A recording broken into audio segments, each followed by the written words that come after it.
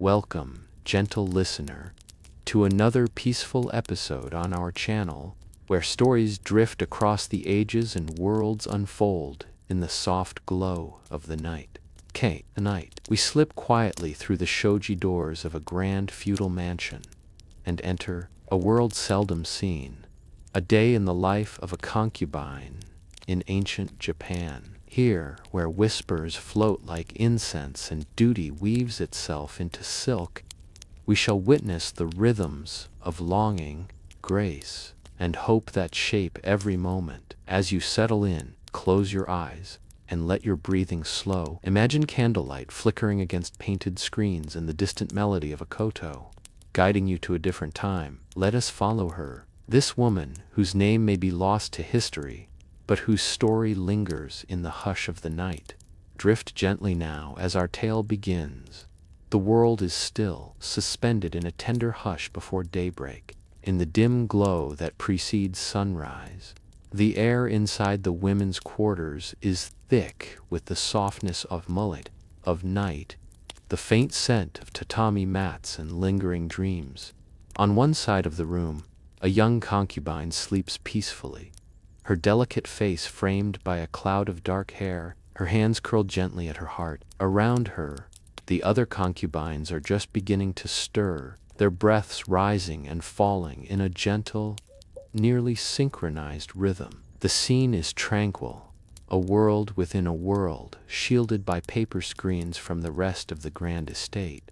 Slowly, almost reverently, a maid in a plain blue kimono kneels beside the young concubine's futon. She hesitates, listening to the quiet and the whisper of the wind against the shoji. Her hands, practiced and gentle, hover for a moment before she reaches out, brushing a stray lock of hair from the young woman's brow. With a soft whisper, no more than a sigh, she calls her by name, her words gentle as silk bottomed. "It is morning, my lady. The day is about to begin." The young concubine stirs, lashes fluttering as she hovers at the edge of sleep. In that fragile moment, memories of distant laughter, forgotten faces, and the faintest traces of hope drift through her thoughts. The maid waits, kneeling with perfect patience, never hurrying, letting the moment stretch as the dawn grows stronger. In the next breath, the concubine opens her eyes, meeting the soft gaze of her attendant, who smiles with a warmth born of many quiet mornings shared. Elsewhere in the room, another maid, older and slightly stooped from years of service, carefully folds a blanket at the foot of a second futon. She works in near silence, her movements a choreography of care. A third maid slides the shoji panel aside, letting in the faintest suggestion of the outside world. A chorus of sparrows, the scent of damp earth, and the cool breath of early morning. The concubines, who are already awake, exchange subtle glances, eyes crinkling in silent greetings. The night's dreams begin to evaporate as reality seeps in, bringing with it the knowledge of all that lies ahead, lessons and duties, etiquette and secrets, longing and grace. The young concubine sits up, rubbing her eyes, the hairpins from the night before forgotten beside her pillow. The maid beside her helps her fold back the quilt, their hands working together in a wordless dance. "Did you sleep well?" the maid asks, her voice a balm, and the concubine nods, not yet ready for speech. It is a ritual of trust and mutual comfort, practiced day after day in this hidden corner of the world. In the far corner, two other concubines rise from their futons, exchanging soft laughter over a shared memory from the night before. A whispered secret, a small kind. The camaraderie in these first moments is gentle, unspoken but deeply felt. The day is new, but its ancient rhythms have already begun to pull each woman toward her role in the house. The first light, golden and delicate, slips across the floor, caressing the lacquered hair ornaments and the folded silks that wait for the day's ritual. As the young concubine's attendant helps her to her feet, the world outside stirs to life. In a few moments, the household will awaken in earnest. The sound of footsteps, the distant echo of a bell, the shuffling of sandals down the hallway. But for now, there is only the soft embrace of morning, the comfort of shared silence, and the promise of another day, full of its joys and sorrows, its beauty and burdens, beginning, as always, with a single gentle whisper. Water trickles softly into a deep cedar tub, its sound mingling with the low murmur of women's voices.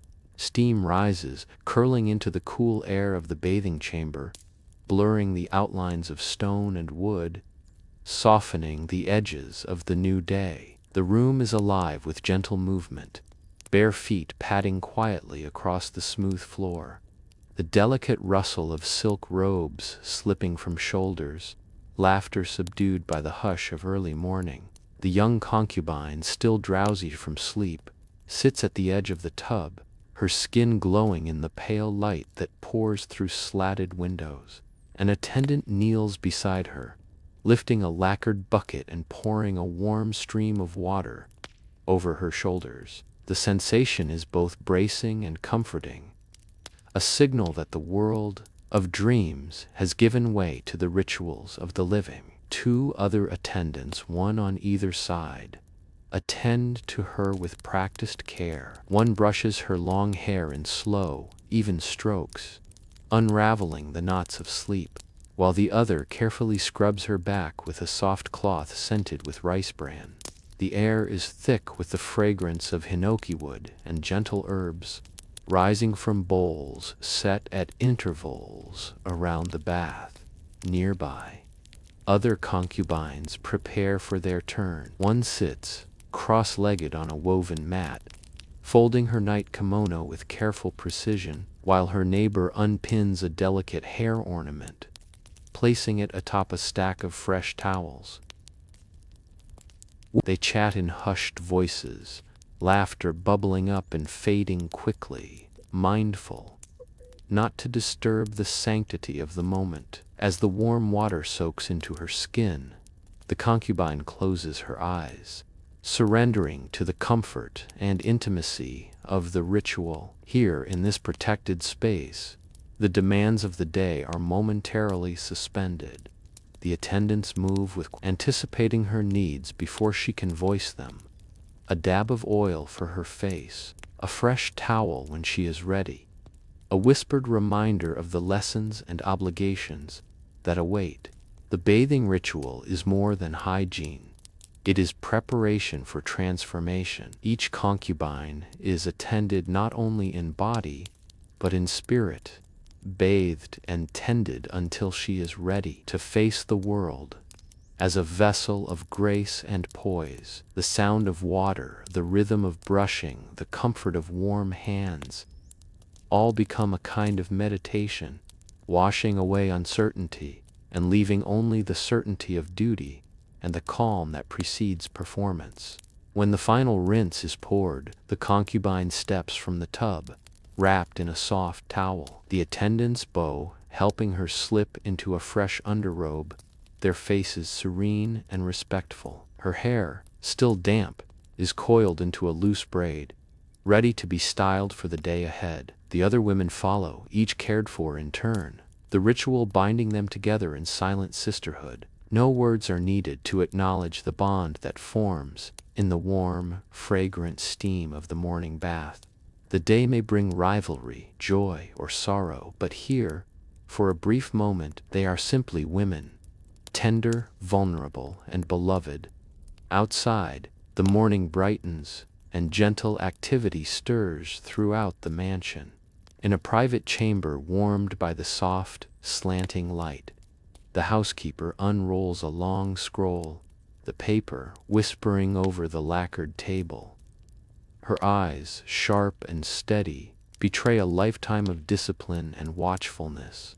The lines on her face are deep but not unkind, a testament to years spent guiding the daily pulse of the household. The concubine, hair still damp from the bath, kneels opposite her, posture upright but hands folded quietly in her lap. Her two attendants, one at each shoulder, offer silent encouragement with small, knowing glances. The room holds a respectful hush. Even the birds outside seem to pause, listening for the old woman's words. With practiced care, the housekeeper points to neat columns of calligraphy. "Today's schedule begins as usual," she intones. "Your lessons in poetry and music will be followed by the calligraphy tutor's visit." She pauses, her finger sliding to the next entry. "The lady of the house will inspect the quarters before luncheon, and this evening's preparations are of particular importance.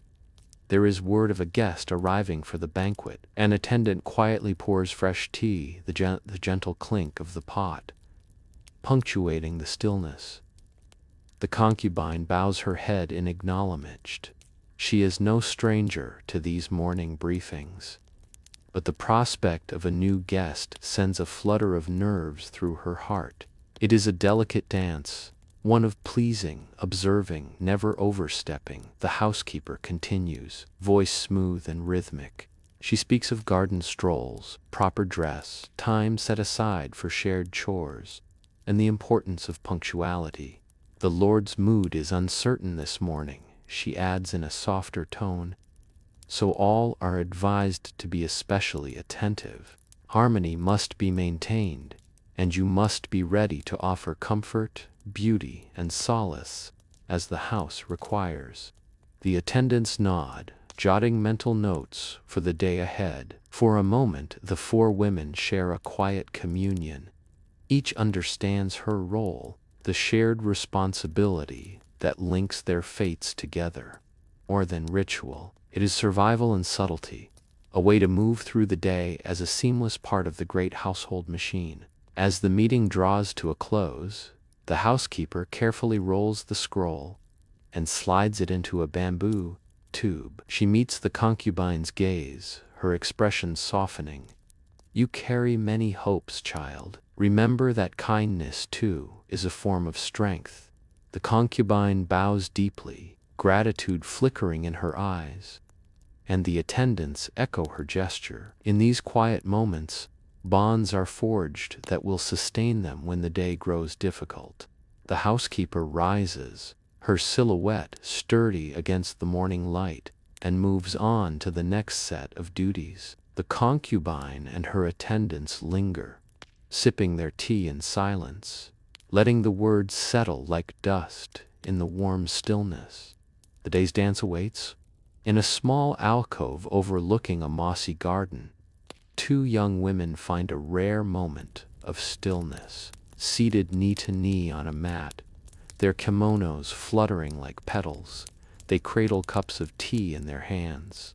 The room is silent but for the occasional chirp of a sparrow and the rustle of bamboo leaves outside, filtering dappled sunlight across the polished wood. The concubine, mind still busy with the day's instructions, lets out a slow, measured breath. Her friend, a fellow concubine with gentle eyes and a sly, knowing smile, nudges her knee with her own. "You seem troubled," she whispers. "Is it the guest?" A small, embarrassed laugh escapes. "Perhaps.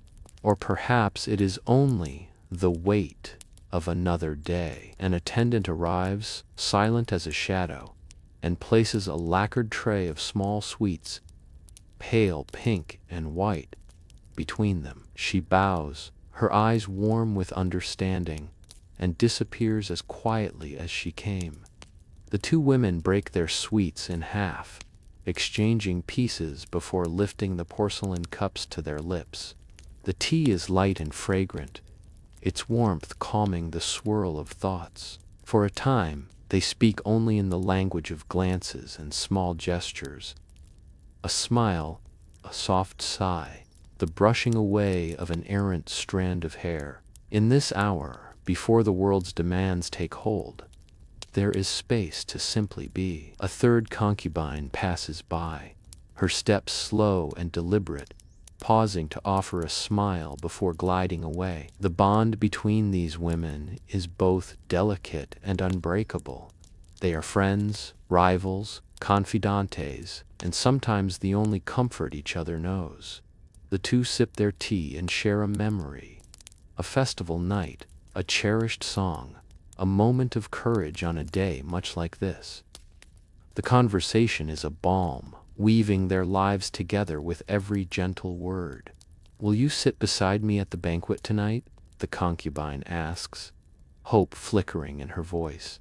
Her friend nods, eyes shining with shared resolve.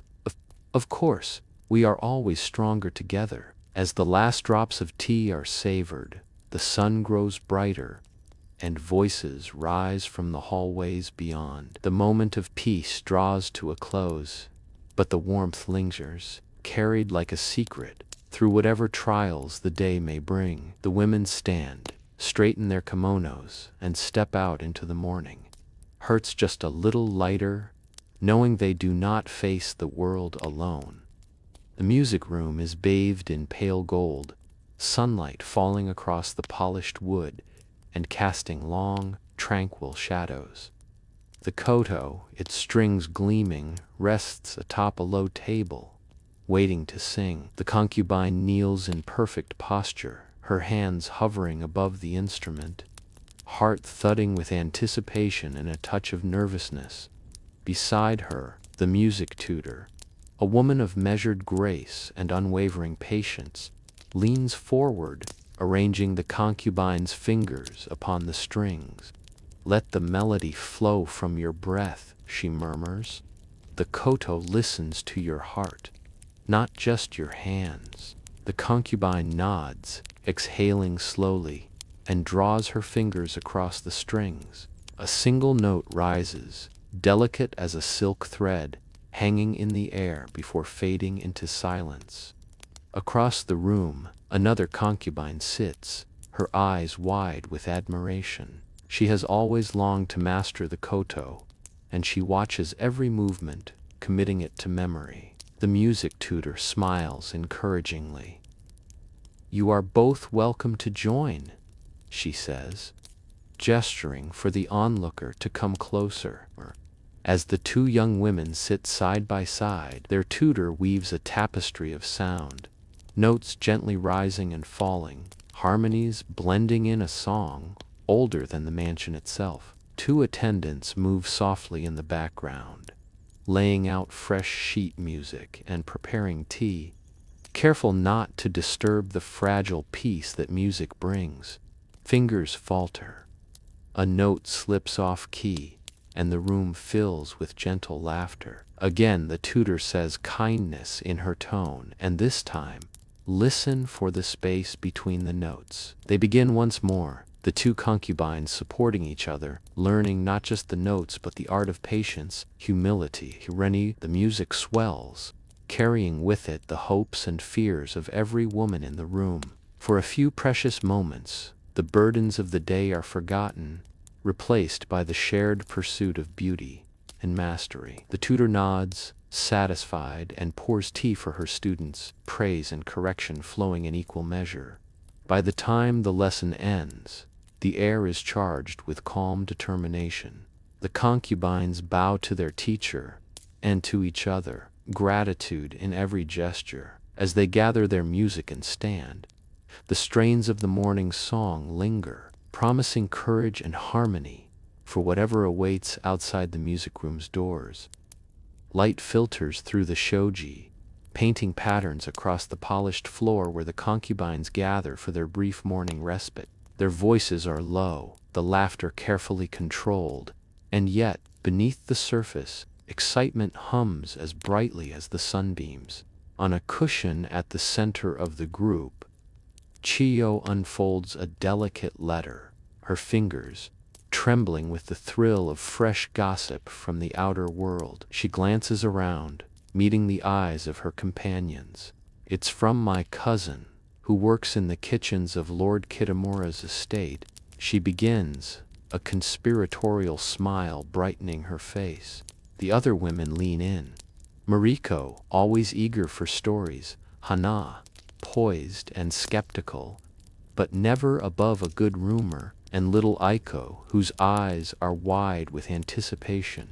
Behind them, two attendants kneel, pouring tea, their ears equally attuned to the news. though their faces remain composed. Chiyo's voice carries the words across the room. It seems Lord Kitamura's youngest son is to be married this spring, but not to the merchant's daughter, as everyone believed. There was a scandal, Mariko gasps, then stifles it with her sleeve. A scandal?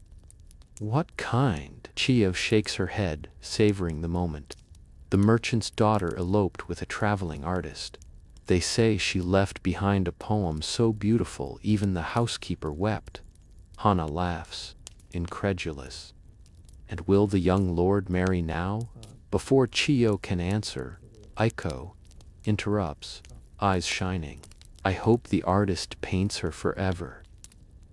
Imagine such a love. The group dissolves into gentle laughter, their worries forgotten for a heartbeat. From the edge of the circle, another concubine leans closer to whisper to Mariko. Do you think our own lord will allow such a thing? Love, like in the stories? The question lingers between them, hope and fear entwined. Tea is served, the fragrance mingling with the warmth of sisterhood and longing. The attendants, unable to contain their curiosity, share a quick glance before returning to their duties, the smile on one's lips betraying her amusement. Talk turns from scandal to the politics of the house, to the guest expected tonight, to the unpredictable moods of the lady of the manor. As the letter is passed around for everyone to read the poem, each woman adds her own speculation, her own dreams. The sun climbs higher, and the window's light grows sharper. But for now, in this moment of sharing, of secrets and laughter, the women are united by stories, by possibility, by the hope that somewhere beyond these walls, the world might yet surprise them. Within the quiet study, the air is heavy with the scent of ink and the promise of patience. The elder concubine, revered for her mastery, sits poised above a blank expanse of rice paper, her brush held aloft like a conductor's baton. The younger women array themselves on either side, kimonos tucked neatly, hearts open to the lesson. The elder's hands, gnarled yet graceful, dip the brush into the ink. She glides it across the page, bold, fluid, unwavering. The secret, she intones, is to breathe with the brush. Let your heart guide your hand. Each word is a reflection of your spirit, not just a mark. A hush settles as the first character appears, clear, elegant, alive. The concubines mimic her, their brushes trembling, their concentration absolute. Hana's first stroke wavers, and she sighs in frustration. The elder slides closer, her presence calm. Mistakes are the beginning of mastery, she says, guiding Hana's wrist gently, showing her how to let go of fear. At the far end, two attendants move with silent efficiency, refilling inkstones, setting out fresh sheets. The sound of brush on paper, a soft swish and whisper, fills the room. Chiyo and Mariko exchange glances, competitive but smiling. Who will impress the lady of the house today? Chiyo teases. Mariko laughs, but the elder's look brings them back to focus. One by one, the women produce their. Some are wobbly, some too bold, a few surprisingly lovely. The elder moves among them, praising courage, correcting posture, encouraging the shyest to try again. Aiko, her brush tiny in her hand, manages a perfect spring. The group claps, and pride brings color to her cheeks. As the lesson winds down, the elder collects the pages. Each of you holds beauty and grace, she says softly. Let that flow through your art and your life. In these quiet hours, as sunlight grows and the world outside rushes on, the women are bound not by competition, but by the gentle certainty that together, with patience and kindness, they are learning more than calligraphy. They are learning resilience, trust, and the strength to leave a mark. Sudden silence descends like a wave as the lady of the house glides into the study. Her presence is at once a reassurance and a warning. The keeper of order, the embodiment of all that is expected. Her kimono is of the finest silk, embroidered with cranes and wisteria, her hair coiled in a flawless crown. The very air seems to tighten in her presence. In unison, the concubines bow low, their foreheads nearly touching the mats. The attendants halt, hands clasped, breaths held. The lady's gaze sweeps the room, taking in every detail. The arrangement of ink and paper, the posture of each woman, the neatness of the attendants. "Your work," she says at last, voice smooth as polished jade, "brings honor to this house. Let it also bring harmony." She moves to examine a sheet of calligraphy, her face unreadable. The room waits, tense, for her verdict. She pauses over Aiko's spring, lips curving ever so slightly. "Well done," she murmurs, and the relief is palpable. The lady's questions are brief, her comments measured. A small correction here, a word of praise there. With every syllable, the rules and expectations of the house are reinforced: precision, discipline, elegance, and above all, loyalty. Before departing, she turns to the elder. "Continue to guide them.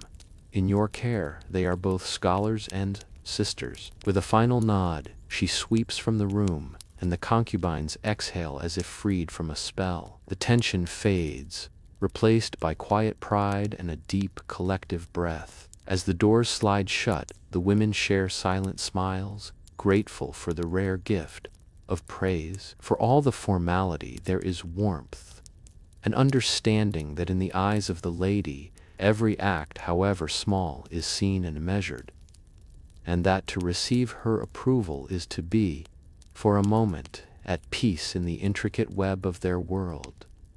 In the labyrinth of corridors behind the main rooms, shadows gather, carrying secrets from wall to wall. Here, away from the order and sunlight, voices take on a conspiratorial hush. Two concubines pause in an alcove, their forms half hidden behind a screen. Mariko, ever the worrier, leans close to Chiyo, her voice a trembling thread. "Did you see him this morning?" "He barely looked at anyone. The housekeeper says he did not sleep." Chiyo nods, her eyes darting toward the study's door down the corridor. "I heard he received a letter, sealed in black, the kind only sent for grave matters." She hesitates, her face clouding. "Do you think he will call for us tonight? Or will the lady bear the brunt?" An attendant passes, her footsteps careful, gaze fixed ahead. But as she slips by, her eyes flick to the two women, and a shiver runs through the air. Everyone, it seems, feels the unease. In hushed tones, the women debate what little they know. The lord silences, the new guest, the tension in the way the staff moves. Every gesture, every missed glance is magnified and dissected, for in this house, a change in mood can be as dangerous as a storm. "But what if he is angry?" Mariko frets. "We must be careful. Not a hair out of place." Chiyo squeezes her hand. "We will be ready together." For a moment, they draw strength from each other.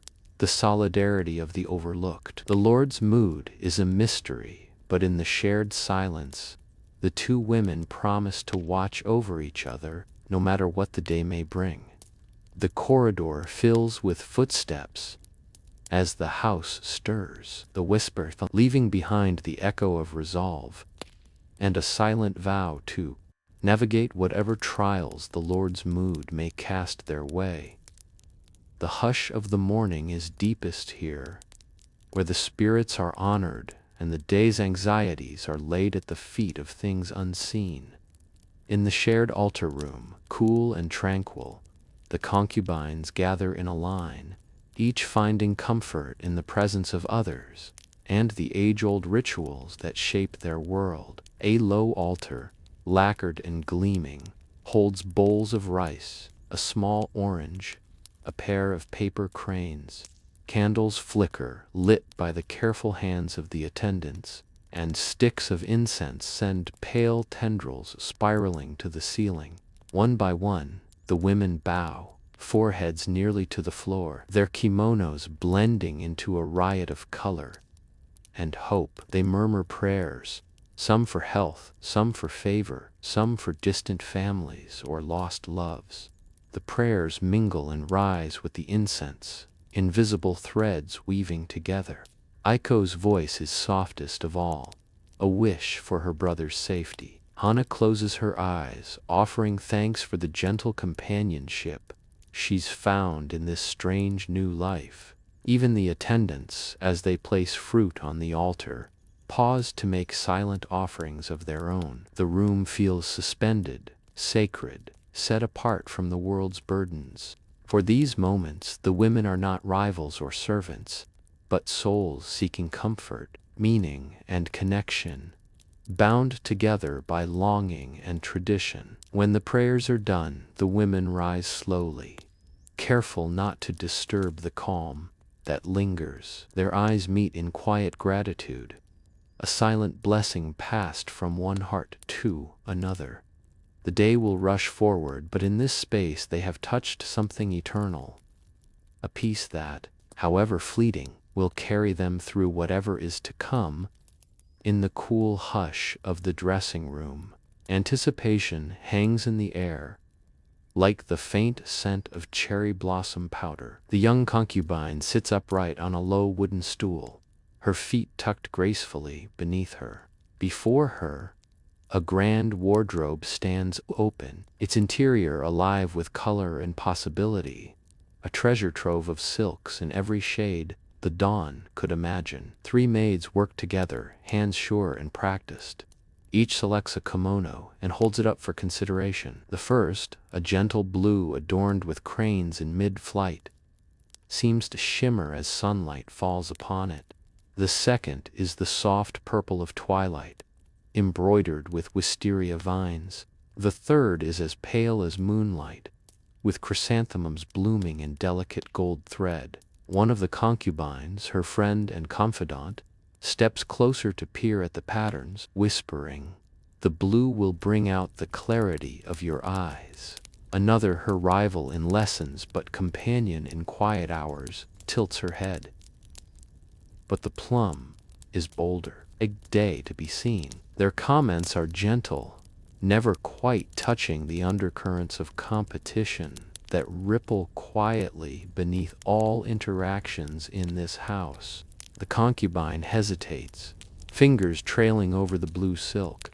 She remembers the day her mother first taught her to recognize the hidden meanings in colors: blue for tranquility and grace, purple for dignity, ivory for purity. She glances up, searching for guidance, but finds only the expectant eyes of her maids and companions. Finally, she smiles and chooses the blue. The maids beam and immediately set to work. With deft movements, they lay the selected kimono across a bamboo rack and begin to fold away the others, whispering compliments about her choice, while the attendants prepare the undergarments and freshen the air with a spritz of plum blossom water. The concubine shares a soft laugh with her friends. The camaraderie is genuine, born from 1,000 mornings spent together. But always, at the edge, lingers the awareness that each choice, each word, has weight in the delicate balance of the household. When the time comes to dress, the maids approach her with respectful bows, offering their arms as she rises. Her heart beats a little faster.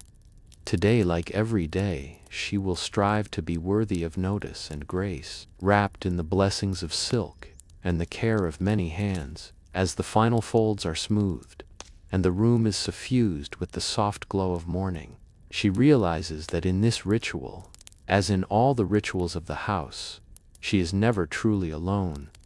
Morning advances, golden light deepening as it falls through the shoji. The concubine takes her place before a simple wooden mirror, the grain smooth beneath her fingers, her reflection blurred by the softness of the early sun.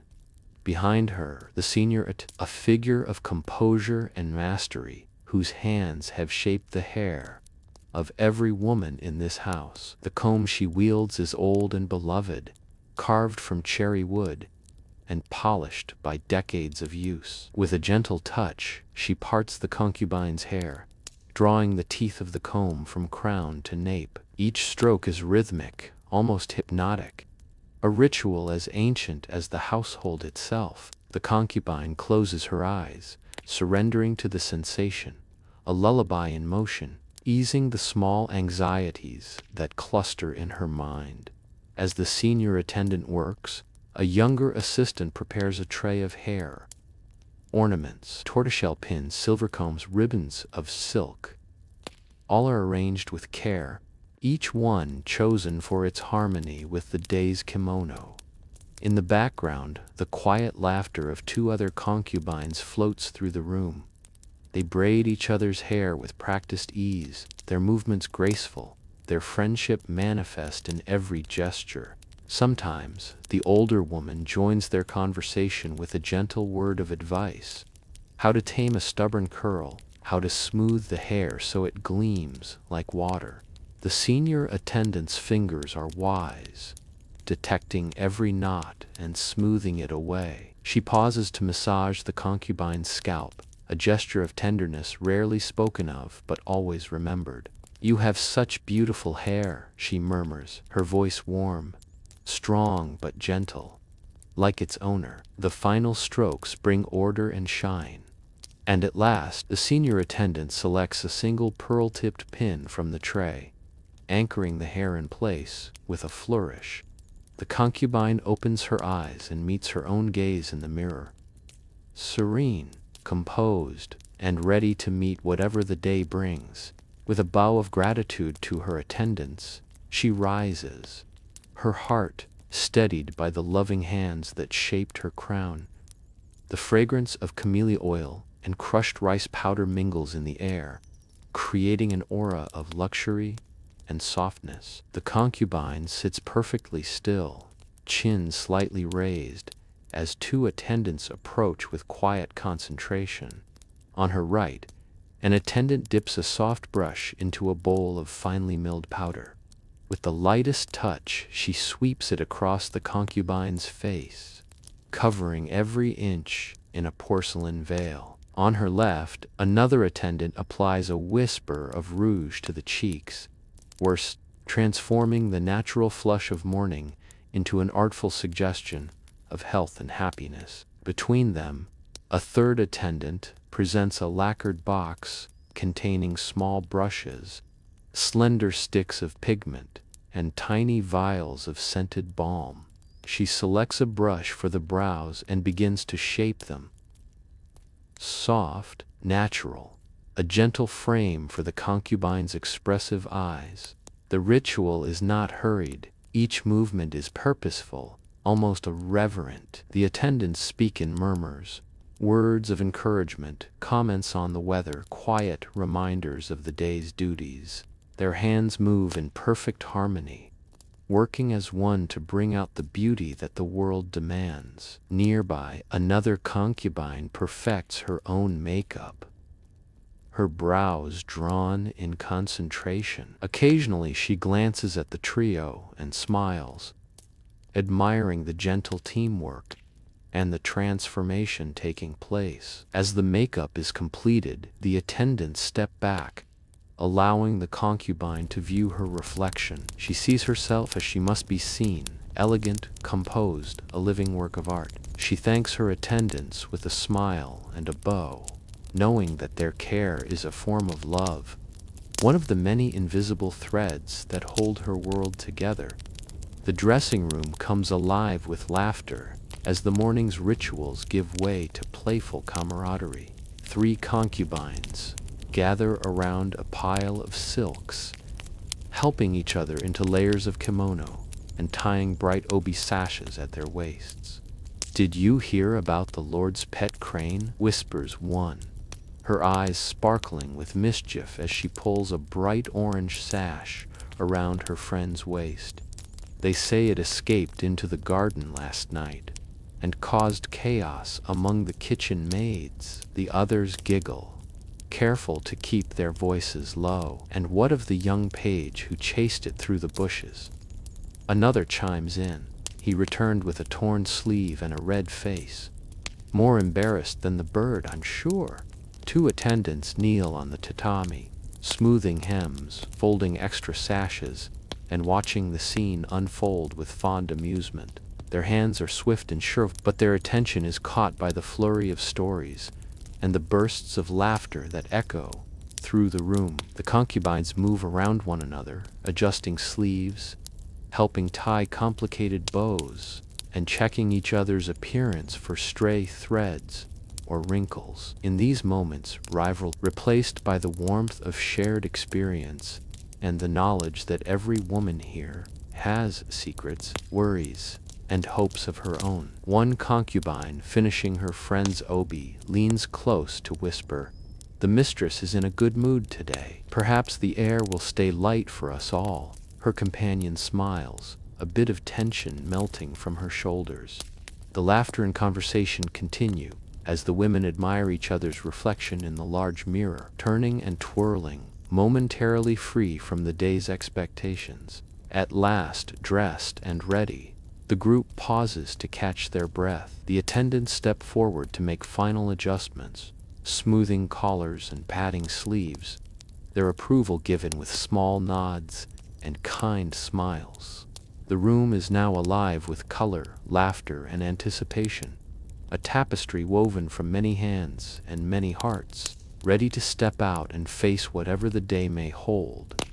Together, the gentle art of fragrance fills the next hour with anticipation. In a sunlit corner of the dressing room, two maids kneel before a low table laden with porcelain bowls, wooden pestles, and delicate jars of dried flowers and spices. With practiced hands, they grind sandalwood and cloves, mixing in dried plum blossoms and a few drops of rare oil. The result is a fragrant paste, alive with the memory of distant gardens and the promise of spring.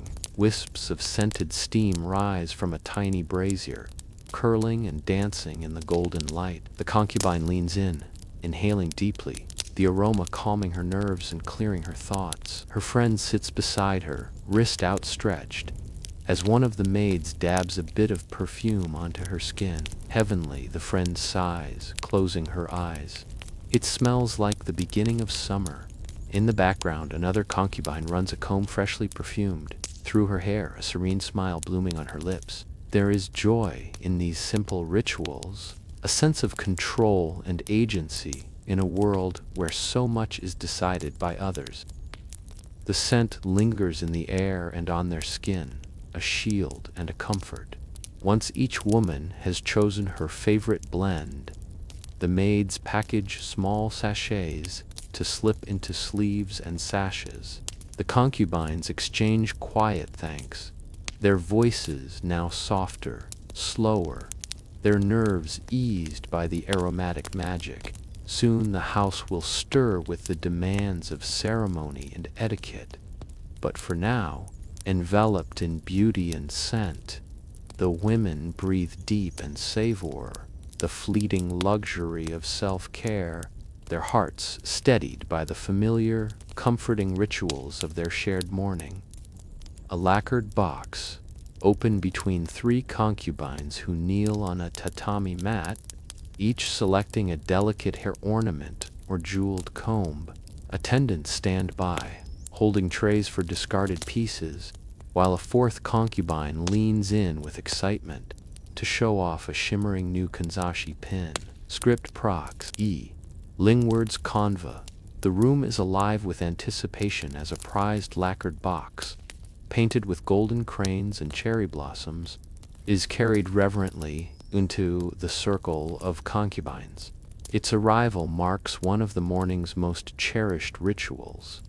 The selection of hair ornaments and jewelry, tokens that speak of rank, favor, and personal taste. Three concubines gather closest, kneeling in a semicircle. The eldest among them, revered for her composure, lifts the lid with practiced hands, revealing row upon row of shimmering hairpins, intricate kanzashi, and beaded combs. Light glances off polished jade and mother of pearl, scattering rainbows across the mat. Each woman reaches in turn, fingertips gliding over treasures collected and gifted over many seasons. A young concubine, still new to the household, pauses over a silver comb inlaid with plum blossoms.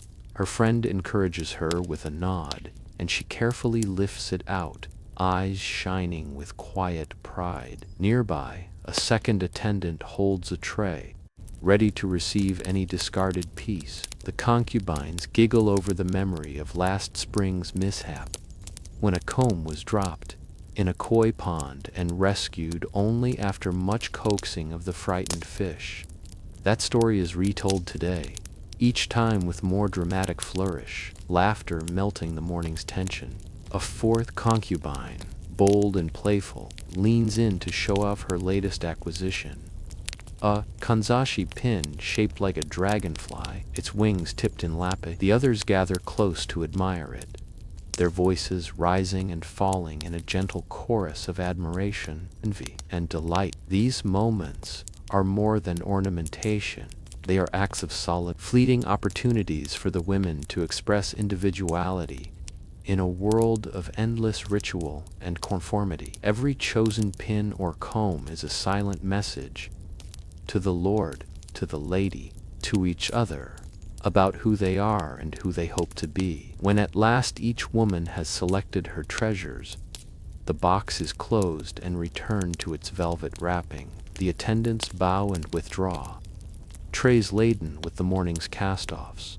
The concubines linger, arranging their new adornments in one another's hair, offering advice, trading stories, and sharing smiles. The ritual is complete, but the sense of connection lingers, woven through with laughter, gentle hands, and the shimmering promise of another day. As the morning deepens, tension rises. In the main hall, the concubines assemble in a careful line, their kimonos crisp, and their newly chosen ornaments catching the light. The air is thick with the perfume of plum blossoms, incense, and anticipation. The lady of the house enters, her presence as commanding as any general's. She moves with deliberate grace, eyes keen and lips set in a fine line. At her approach, each woman bows deeply, their foreheads nearly touching the floor. The attendants, poised and alert, wait at the edges, ready for her signal. The inspection is both ritual and test. The mistress's gaze lingers over each woman in turn, assessing posture, the symmetry of the kimono's fold, each comb and pin. "Stand straighter, Hana," she murmurs, and the young woman's spine instantly aligns. "Your obi is loose, Mariko. Correct it." An attendant steps forward, nimble fingers at the ready. When the mistress pauses before the protagonist, her eyes search for more than flaws. She sees the choice of blue silk, the subtle pairing of pearls and silver, the careful harmony between face, hair, and attire. She nods, a small gesture, but one that floods the concubine's heart with relief. Throughout the hall, nerves flutter. Some hope for approval, others simply to avoid correction. Yet, despite the anxiety, there is a sense of unity. Each woman knows that her performance reflects on the whole. That harmony is more than personal. Once satisfied, the lady steps back. Her voice, when it comes, is soft but firm. "You are the flowers of this house. Bring grace and peace to all who look upon you." The women bow again, this time more deeply, their pride restored. The attendants move forward to make final adjustments, smoothing a stray hair here, adjusting a sash there. The tension dissolves, replaced by the steady warmth of accomplishment and a shared resolve to honor their roles. When the mistress finally departs, the concubines exhale as one. Smiles and grateful whispers ripple down the line. They are ready, unified, and beautiful, prepared to step into the world, carrying with them the approval of the house's most powerful woman. With the serious business of inspection behind them, the mood in the dressing room lightens. 4 concubines, kimonos perfect and hair gleaming, gather before a large bronze mirror, their reflections layered one behind the other. This is not idle vanity, it is rehearsal for the subtle theater of their daily lives. One woman lifts her fan, tilting it just so, and attempts a smile that is both inviting and modest. The others study her, offering feedback, a little less teeth, Aiko, before practicing their own expressions. Another demonstrates a bow, arms gracefully at her sides, back curved just the right amount. Two attendants hover nearby, ready to advise. "Don't forget your eyes," one murmurs. A smile is carried there first. She demonstrates, and the women mimic her, laughter growing as someone exaggerates, her mouth a broad grin, eyes wide with mock innocence.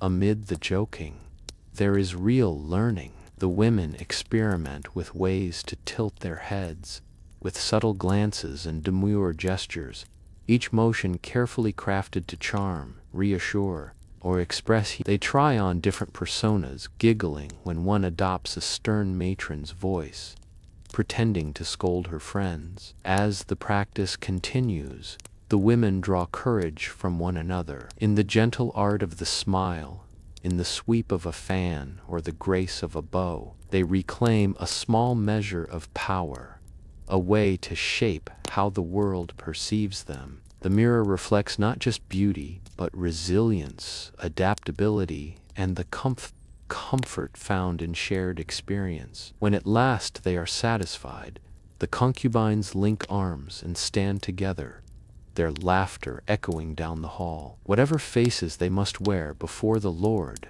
the Lady, or the world beyond, they know their truest smiles are the ones shared here, among friends. The corridor outside the main chambers buzzes with a last burst of energy.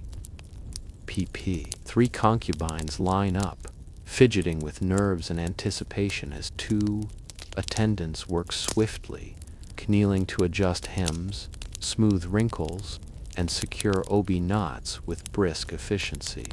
There is a sense of urgency. The world beyond these walls waits, and every detail must be flawless. One attendant tucks a loose strand of hair behind a concubine's ear, murmuring, "There, now you are ready." Another straightens the pleats of a kimono, her hands gentle but firm. The concubines exchange anxious glances, checking each other's attire with a critical but loving eye. "You'll be wonderful," whispers one, her hand brushing a friend's shoulder. Another grins, trying to steady her own nerves by teasing, "If anyone stumbles, we all laugh together." Sunlight stripes the corridor, falling across their feet in golden bars, illuminating the excitement that trembles in the air. The household is waking, and with it comes the expectation of perfection, a pressure the women carry with both pride and exhaustion. As the final checks are completed, the attendants offer last words of encouragement. "Remember your lessons. You are the heart of this house." With deep breaths and shared nods, the concubines ready themselves to step forward, bolstered by the knowledge that whatever happens in the day ahead, they are not alone. Together, in this moment, they are strong. The procession through the main corridor is a quiet, elegant dance. 5 concubines, arrayed in their chosen colors, walk single file with measured grace. Their kimonos brush softly against the tatami, a sound as calming as the distant sigh of wind through pines. Each woman is accompanied by an attendant, who walks half a pace behind, ready to offer an arm for support or a whispered reassurance. Heads held high, the concubines move with the confidence born of ritual and the certainty that eyes will be upon them at every step. Light pours through open windows, painting their path in pale gold. Outside, the first sounds of the day drift in. The clatter of buckets in the kitchen, the distant crow of a rooster, the laughter of children echoing from the far gardens. As they walk, the women's minds are a flurry of thoughts, rehearsed bows, practiced smiles, the memory of kind words or a warning. whispered in the morning's intimacy. There is comfort in their unity. Every step is taken together, every breath a shared preparation for what lies ahead. Passing under carved wooden beams, the group rounds a corner and glimpses the door to the morning court, where their presence will set the tone for the entire household.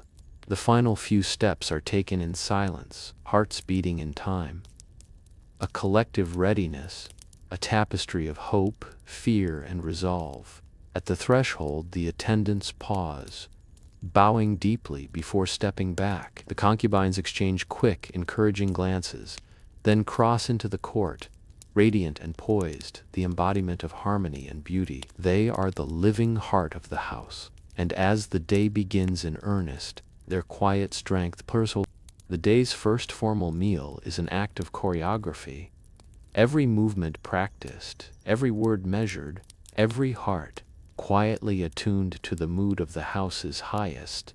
Sunlight streams through paper screens, casting geometric patterns over the tatami, while the scent of grilled fish, rice, and miso floats in the gentle morning air. The lord and lady sit across from each other, an expanse of gleaming lacquered tableware between them. They speak in soft voices, exchanging morning pleasantries, but the subtle tension in their postures tells a deeper story, one known intimately by the women who serve them. The three concubines enter the room in single file, each bearing a tray with bowls arranged just so. At the threshold, they bow deeply, their foreheads nearly brushing the mats. Only when the lady's soft nod gives leave do they proceed, moving with measured steps to their places. One by one, the trays are set before the lord and lady. The concubines keep their eyes respectfully lowered, but remain ever alert to unspoken signals, a slight frown, a smile, a flick of the sleeve. Every detail matters. The warmth of the food, the placement of chopsticks, the perfect smoothness of the rice. Two attendants pour tea from cast iron pots, the sound of the liquid a quiet music between moments of silence. Their hands do not tremble, for they have practiced 1,000 times, yet still their hearts beat a little faster in the presence of the household's rulers. In the background, the youngest daughter of the lord slips into the room, pausing to observe. Her presence is acknowledged with a slight tilt of the lady's head, and the girl smiles, comforted by the order and peace of this morning ritual. As the lord takes his first sip of tea, a hush settles. The concubines wait for his reaction, every taste, every glance, a measure of their success.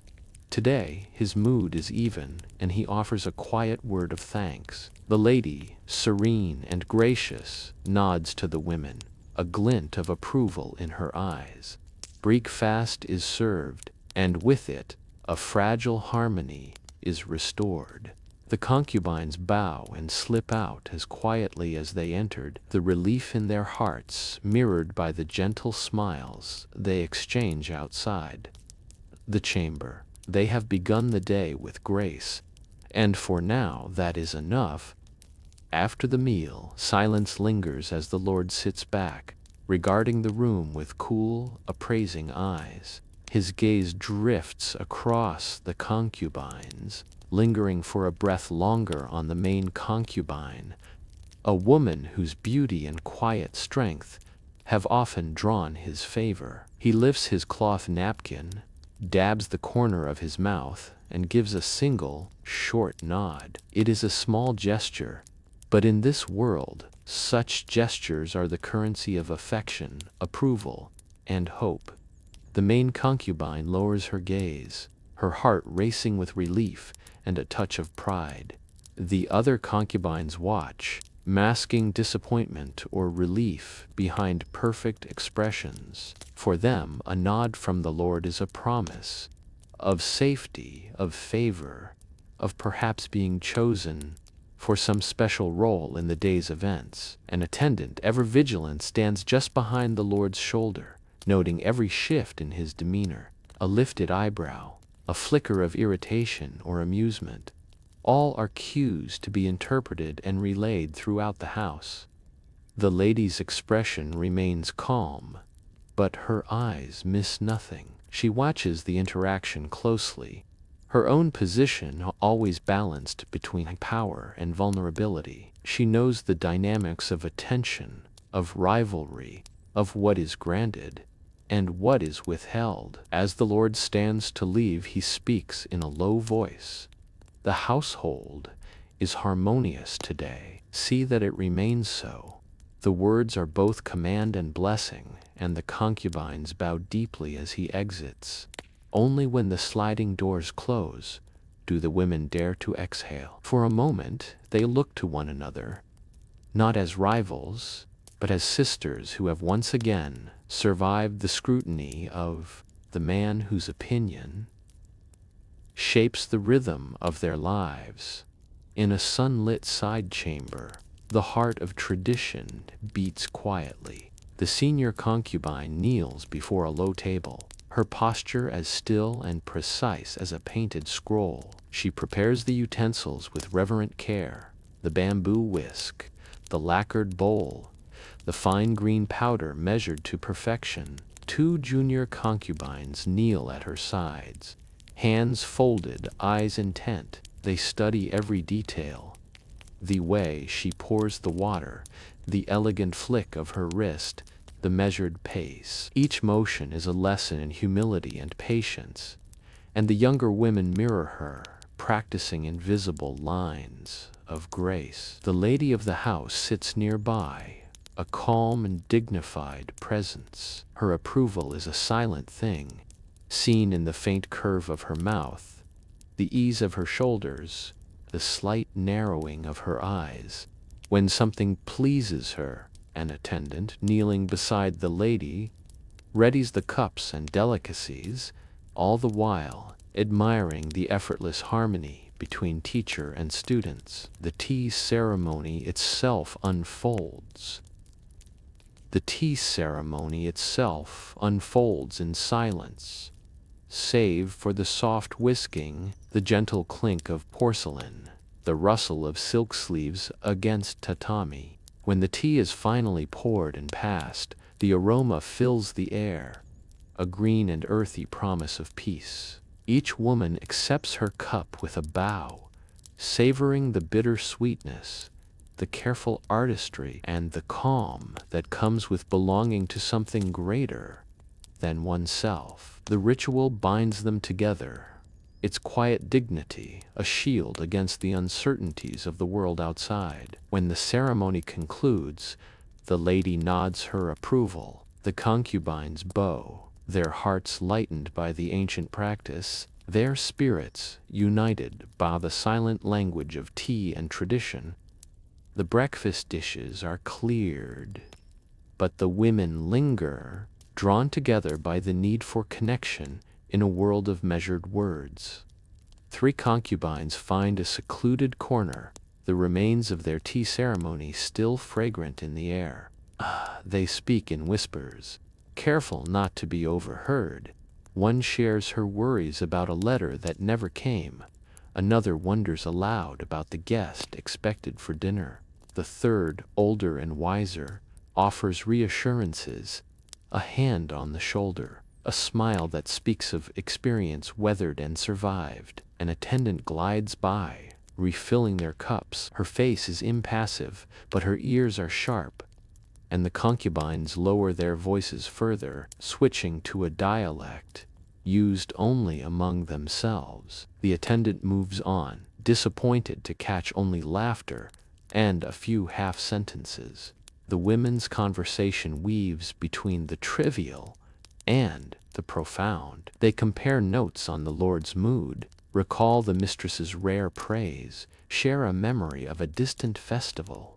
In these moments, they are more than competitors.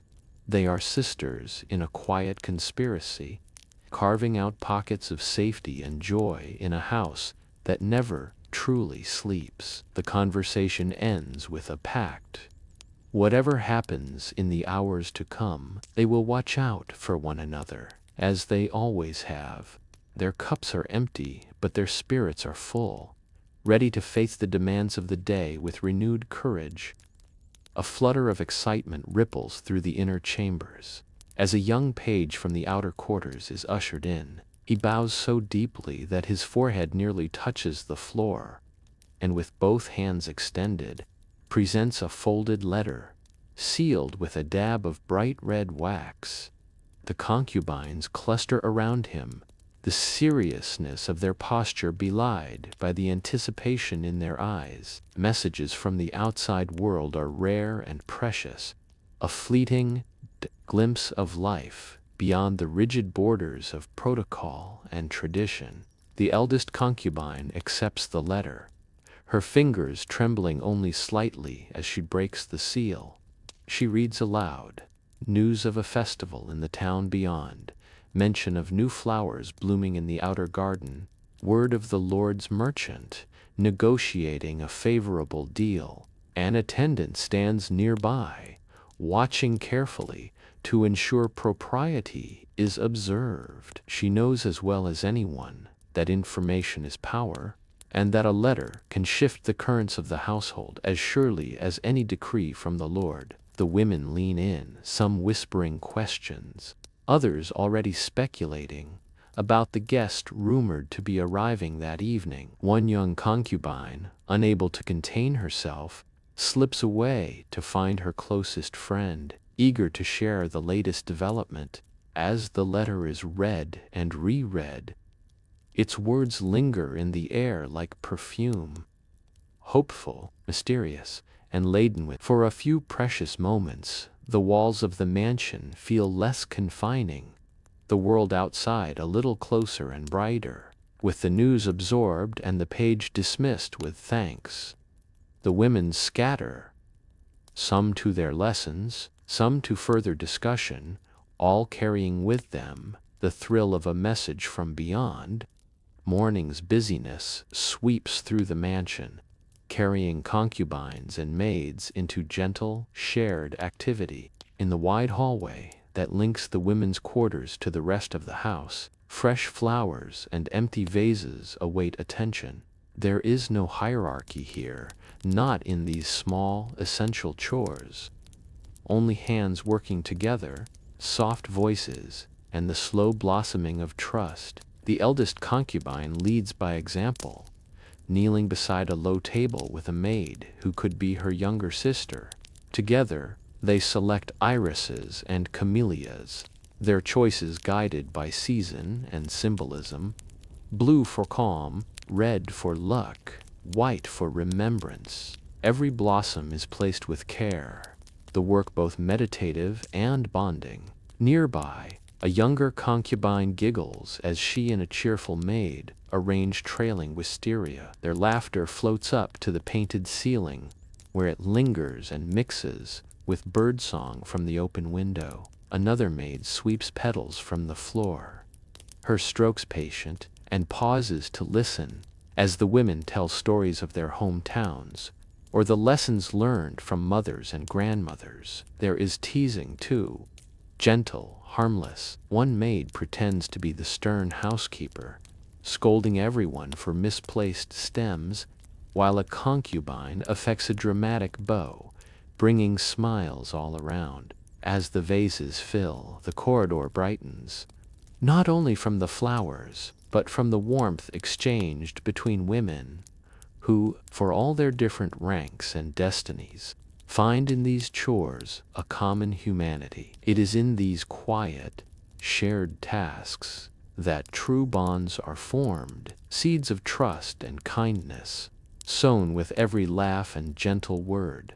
When the last petal is arranged, the vases are carried to their places by many hands. The corridor, now alive with color and fragrance, stands as testament to the simple joys of working side by side, a fleeting but profound reminder that the beauty of the day is built together, in both ceremony and in these humble, hopeful moments. Down a quiet hall, laughter and the clear voices of children spill from the open door of the nursery. Inside, the youngest members of the household, children of the Lord and his close kin, sit in a circle, books and wooden blocks scattered around them. A tutor presides over the lesson, her voice calm and steady. She encourages one little boy as he stumbles through a line of poetry, her patience infinite. The other children watch, wide-eyed, learning from both the lesson and the encouragement offered. At the threshold, a cluster of concubines pause, attended by two maids carrying trays of sweet rice cakes for later. The women watch with a tenderness that rises unbidden, memories of their own childhoods flickering in their eyes, their faces softened with affection for these small lives in their care. One concubine, brave enough to step forward, kneels and gently praises the boy for his effort, her words warm and clear. Another ruffles the hair of a shy girl, whispering that everyone learns at their own pace. The children beam, reassured, eager to show their best to such attentive visitors. The scene is brief, but it weaves a golden thread through the fabric of the household, connecting past and present, youth and experience, hope and the daily work of care. In these stolen moments, the concubines feel both the ache and the joy of motherly love, their hearts touched by innocence and the promise of tomorrow. The bell for the next lesson sounds, and the women retreat, leaving behind a room brighter for their presence, and a handful of children more eager to learn, comforted by gentle encouragement and the knowledge that they are watched over by many loving eyes. Not every morning is peaceful. In a corner of the house, rarely visited by the lord or lady, the sound of raised voices breaks the usual serenity. Two young maids stand facing each other, one bristling with anger, the other trembling with hurt. The air is tense, their argument echoing louder than it should. The concubine, passing with her companions, pauses and approaches, voice as gentle as a breeze. "What troubles you both?" she asks, her tone even and inviting trust. The maids hesitate, embarrassed, but soon the story unfolds.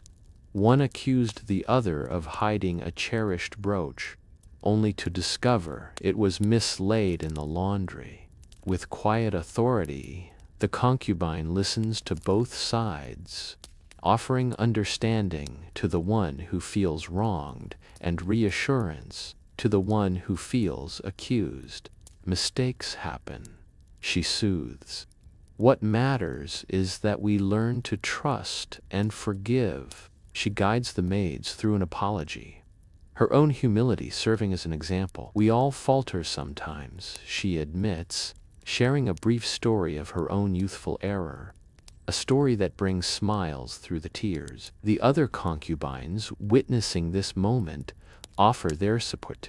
One offers a handkerchief, another a gentle pat on the shoulder. Even the attendant at a distance, her eyes soft with approval, recognizes the lesson unfolding, not just about brooches or blame, but about the strength found in compassion. As the conflict dissolves, the maids bow deeply, first to each other and then to the concubine. The hallway is quiet again, tension replaced by relief and a newfound respect. In the end, it is kindness, not punishment, that repairs the fragile bonds of the household, and as the women walk away, a sense of peace returns, light as a sigh.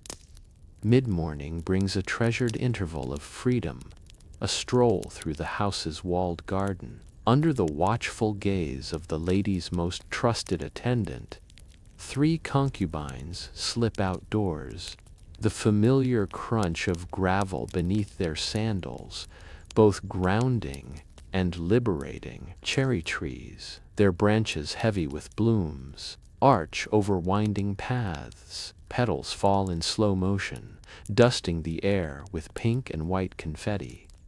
The women breathe deeply, savoring the scent of new growth, the music of distant birds, and the touch of sunlight on their faces.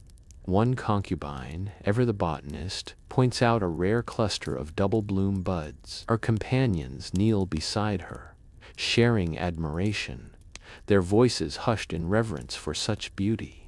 They recall the festivals of their youth, when families would gather under just such trees, the world outside the walls seeming to vanish.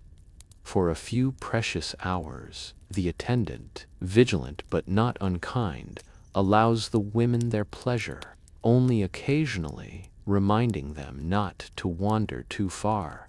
The concubines speak quietly of dreams, of home, of letters left unsent. They marvel at the koi darting through the pond, and the way the light makes even the stones glow. A maid in the distance sweeps the garden path, her movements as steady and calm as the day itself.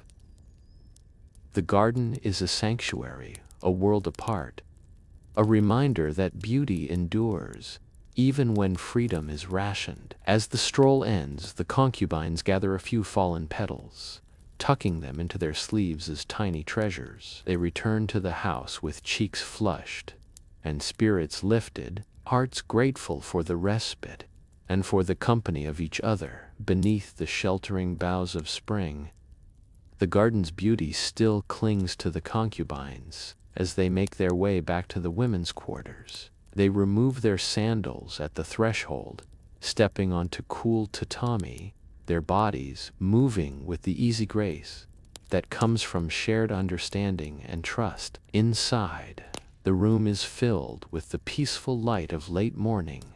A vase of newly arranged flowers, irises, camellias, and trailing wisteria, centers the space. Bedding has been folded and set aside, signaling a time of rest before the demands of the afternoon. Two concubines exchange a soft laugh, recalling a moment from their garden stroll.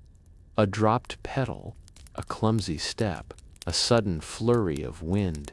The laughter is gentle, never sharp, and it lingers in the air like incense, soothing away the small wounds of rivalry and uncertainty. Attendants bow as the women enter, their movements graceful and respectful. The return to quarters marks a pause in the relentless rhythm of duty, a chance to breathe, to share whispered hopes, to rest before the next call. As they settle onto cushions, the concubines savor the tranquility. There is no need for words. The closeness between them is enough. For a few precious moments, they are simply women at ease, united by routine, friendship, and the knowledge that whatever the day brings, they will face it together. Outside, the sunlight shifts, promising the approach of noon. Inside, the women prepare for the next act in the intricate play of their lives,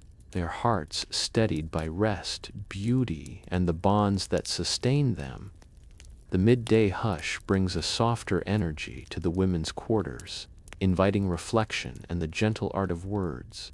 A circle of concubines settles around a low table, the air rich with the scent of fresh tea and the distant sound of a koto. This hour, set aside for conversation, is a cherished sanctuary, a time when the heart may speak more freely, guarded only by the trust of sisterhood. At the center, Mariko rises, her hands clasped at her waist. She is nervous, but in this company, courage is always encouraged. Her kimono sleeves drift like petals as she bows and begins to recite, her voice clear, soft, and unhurried. Under the spring moon, cherry petals fall in silence, dreams carried downstream. Each syllable lands with quiet weight. The concubines listen, some eyes closed to better savor the cadence, others nodding, their minds wandering to old loves and new hopes. The words settle in the space between them, weaving connection from silence. An attendant moves quietly, refilling cups without breaking the spell. The poem finishes, and for a moment all is still, a reverent hush, as if the house itself is listening. When applause comes, it is soft but heartfelt. Compliments are offered, memories of past poems shared. Someone shyly suggests another recitation, and laughter bubbles up, gentle as spring rain. These are not just games or rituals. They are lifelines, binding the women together through beauty, intellect, and trust. Here, stories and poems are currency, and every word is both shield and bridge. As the gathering dissolves, the women remain suffused with calm and inspiration, their bond strengthened by the shared vulnerability of art. The afternoon stretches before them, a river of possibility, with poetry at its heart. A rare visitor graces the women's quarters this afternoon, a noblewoman from a neighboring house, her presence signaled by the shimmer of her silk kimono and the subtle confidence in her step. She is greeted with deep bows and warm smiles. Visitors are a novelty, and her news is as valuable as any precious gem. Settled on a cushion, her fan flickering back and forth, she regales the assembled concubines with stories from outside, alliances forged, rivalries brewing, the ever-shifting balance of power in the great houses. Her voice is low, but the excitement in the room is palpable. The concubines hang on every word, eager for glimpses of a world that so often feels distant and unreachable. "Did you hear," she says, her fan hiding a sly smile, "that Lord Kitamura's marriage plans have changed?" The artist's scandal was merely the beginning. The women gasp and lean closer, each eager for more. Questions fly, delicately worded to maintain decorum, but full of longing for knowledge and advantage. The noblewoman dispenses tidbits. Who has fallen from favor? Who is whispered to be rising? Each detail is stored away, to be mulled over in private or woven into future conversations. Attendants stand by, outwardly serene but ears pricked, knowing that information is power for all women in the household. By the time the visitor departs, the concubines feel as if they have traveled far beyond the painted screens of their home. Their minds are alive with new intrigue and possibilities, their conversation lingering on the delicate art of navigating not only beauty and duty, but politics. After the visitor's departure, curiosity lingers like a fragrance. In a quiet corner shielded by a paper screen, two concubines slip into whispered conversation. Their voices are soft, their postures close, conspiratorial. "What do you think the Lord is planning?" one asks, her fingers nervously tracing the pattern of her kimono. "He's met with so many messengers this week." Her companion's eyes dart toward the distant audience chamber. "I hear talk of new alliances, perhaps an important marriage or a festival for the new season." Both women fall silent as an attendant walks by, carefully arranging flowers, but resumes once she is out of earshot. Nearby, a third concubine sits quietly, her eyes narrowed in concentration. She is known for her intuition, and often knows more than she lets on. She listens, adding her own cryptic insights. "Watch who he chooses for tonight's dinner.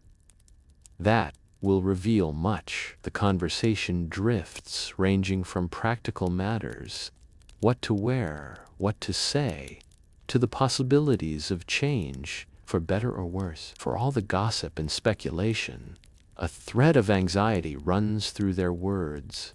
The Lord's business is their future, and every decision at the top ripples down to affect them all.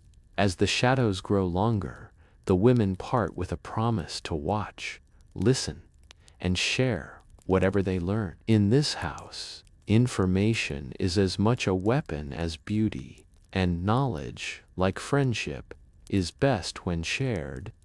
Sometimes, the weight of the world is set aside for the pleasures of strategy and play. The go board is placed between two skilled players, each seated with poise and purpose.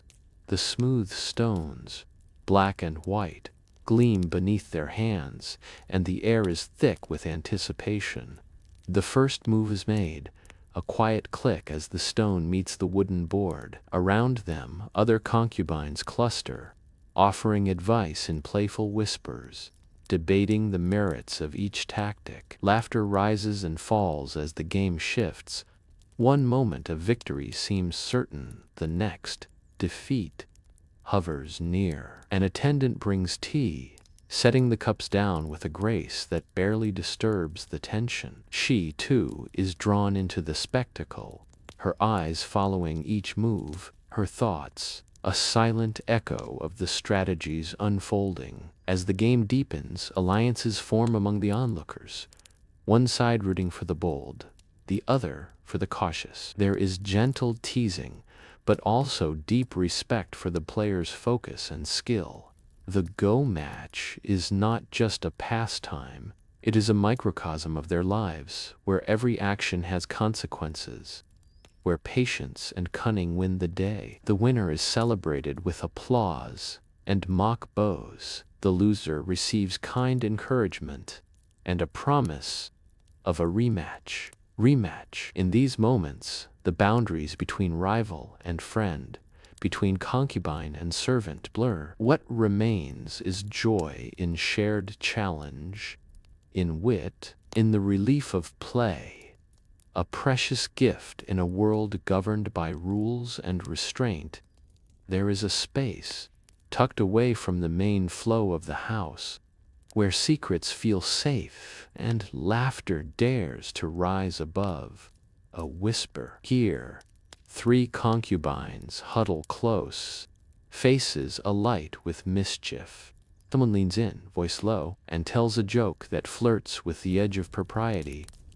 A jest about a bumbling nobleman who mistook a pile of slippers for a sleeping cat. For a heartbeat, the world is suspended, and then laughter bursts out, bright and irrepressible. One covers her mouth, tears of mirth shining in her eyes. Another glances around, panic and delight mingling as she listens for footsteps. The third tries to compose herself, but the giggles will not be contained. A fourth concubine, drawn by the sound, peeks around the screen.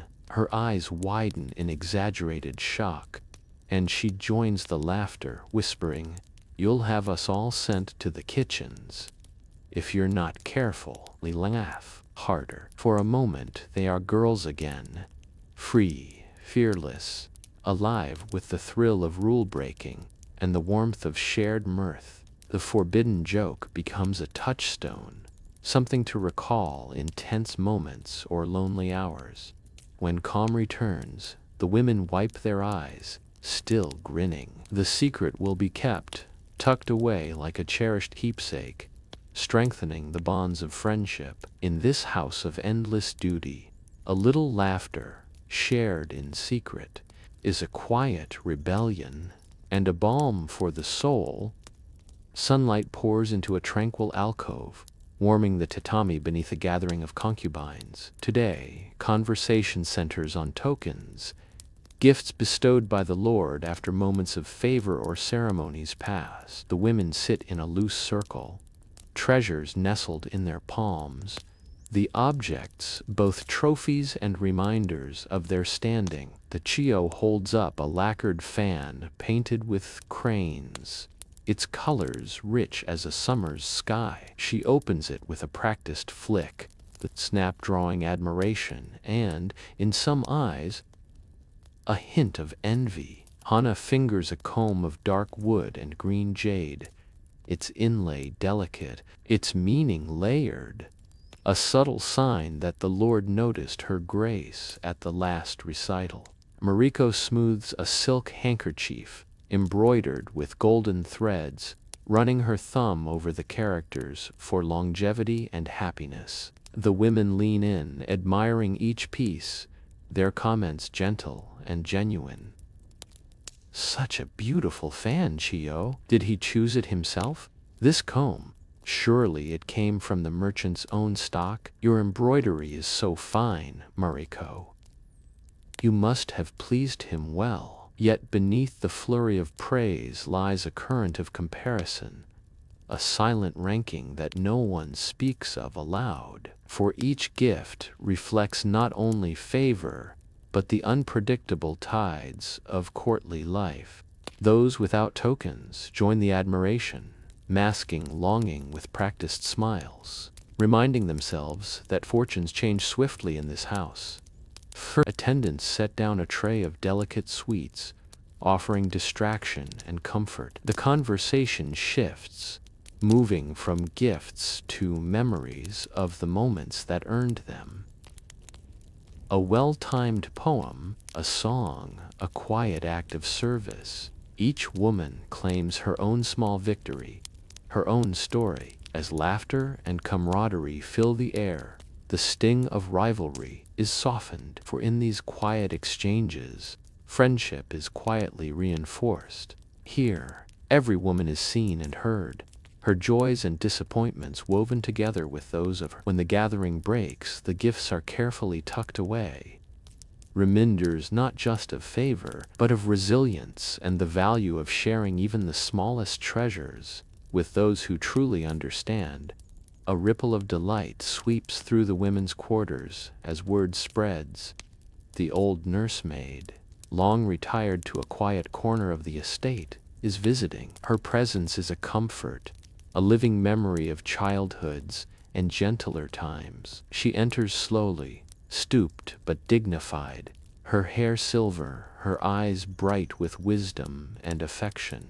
The concubines rise, some bowing deeply, others rushing forward in a rare breach of protocol to embrace her. Their laughter rings out, a sound rarely heard in the formality of daily life. Tea is poured, and the old servant settles on a cushion, surrounded by faces eager and fond. She accepts a cup from Hana, her hand steady despite the years. "You haven't changed a bit, dear," she teases, prompting a blush and smiles all around. Stories spill forth, of the Lord as a mischievous child, of past festivals, of the days when the house was smaller, and love seemed easier to come by. The women lean in, hungry for tales of a world that was less demanding, more forgiving.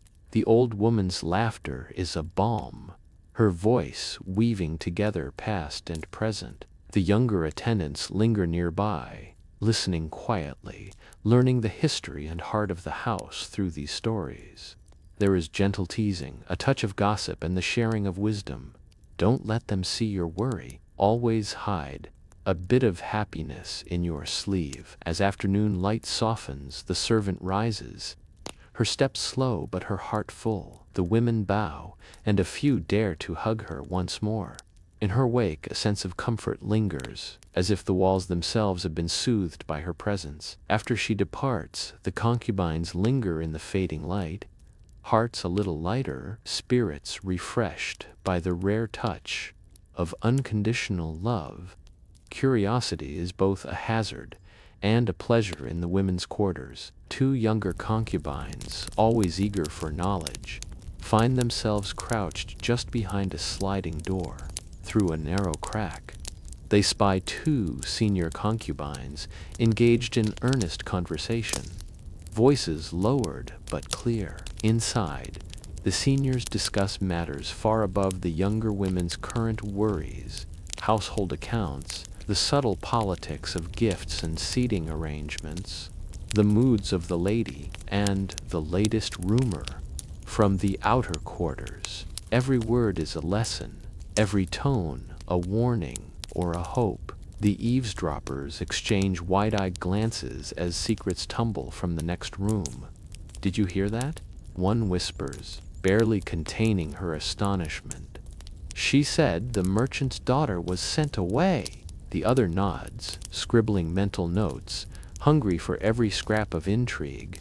A sudden creak of the floor silences everyone. The older women pause, heads tilted, but then resume their talk, perhaps aware of their hidden audience, perhaps simply forgiving.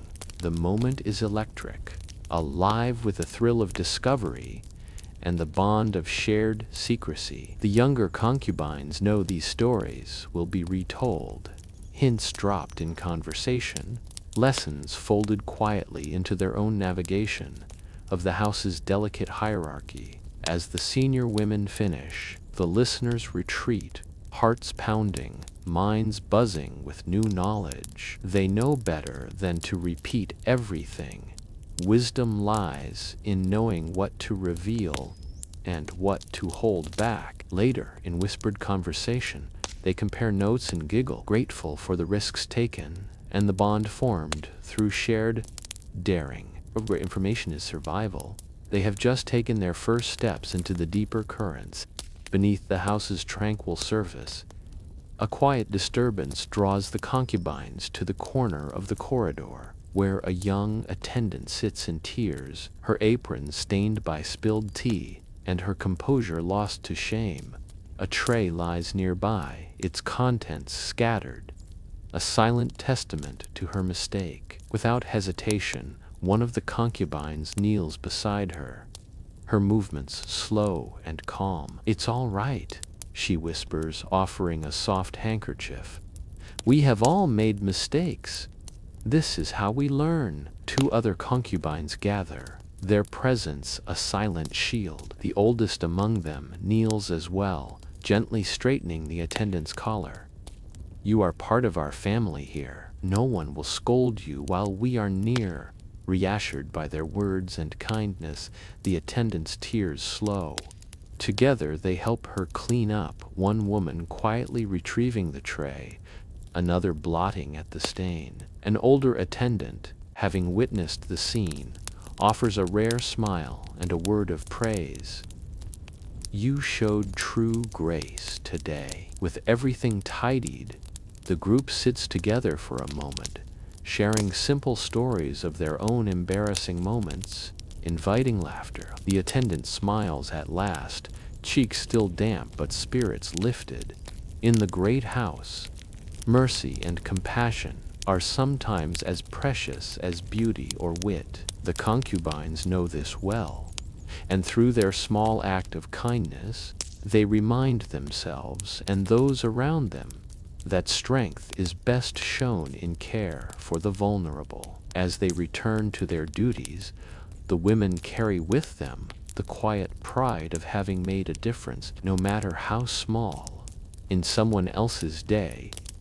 The hours before lunch carry a hush, a moment to reflect, to retreat within, to sift through the secrets and stories collected. Throughout the morning, the main concubine sits at her dressing table, the polished bronze mirror reflecting a face marked by both grace and worry. Her thoughts drift over the words overheard, the gifts compared, the lessons learned. The weight of expectation, of unspoken rivalry, presses at her shoulders. Yet there is also pride in the trust and warmth found among friends. A fellow concubine enters, sensing the quiet mood. She does not speak but places a hand lightly on the main concubine's shoulder, a simple act of no words are needed. The comfort is in the presence, the shared silence. Sunlight streams in from the garden, turning dust motes into sparks of gold. The quiet is profound, a counterbalance to the noise and demands of the rest of the day.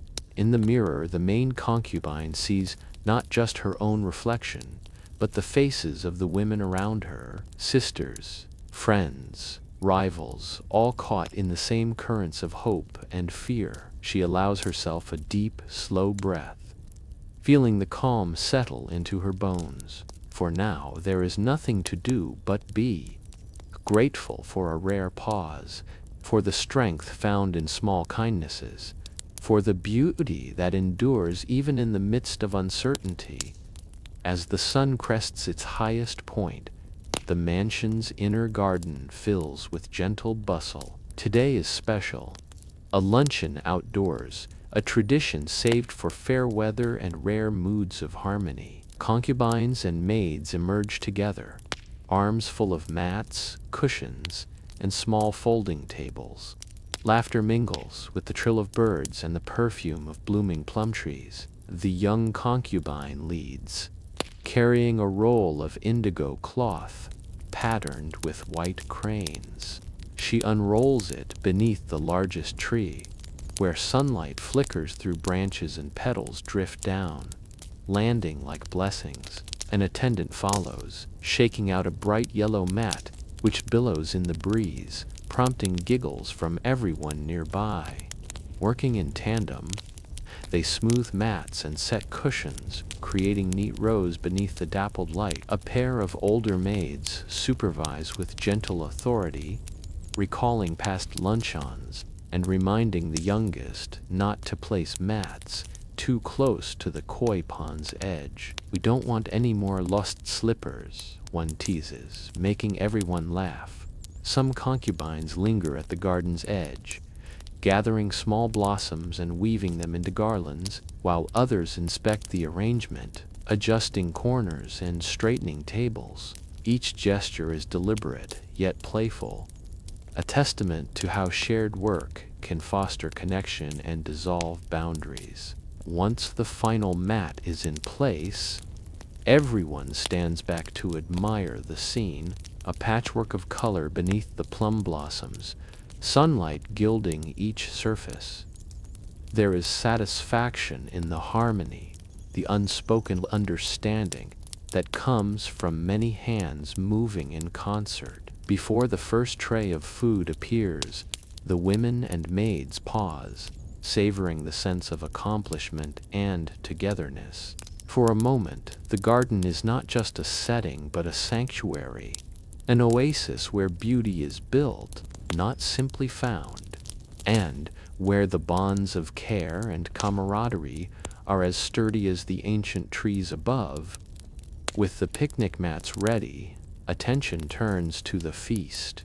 In a shady corner of the garden, a long table groans beneath the weight of lacquered boxes, porcelain bowls, and bamboo baskets brimming with food. Two concubines kneel at the table's edge, discussing what should grace the central mat. One reaches for a tray of vibrant sushi, fatty tuna, egg, pickled radish, each piece a small work of art. The other selects glossy rice balls, dusted with sesame, and bowls of sun-pickled vegetables. There is an air of ceremony to each choice, a balancing of color, taste, and tradition. Nearby, attendants stand poised, ready to carry chosen dishes to the picnic site. Their hands are steady, but their eyes are bright with excitement. Even the most disciplined cannot resist the pleasure of a meal under the open sky.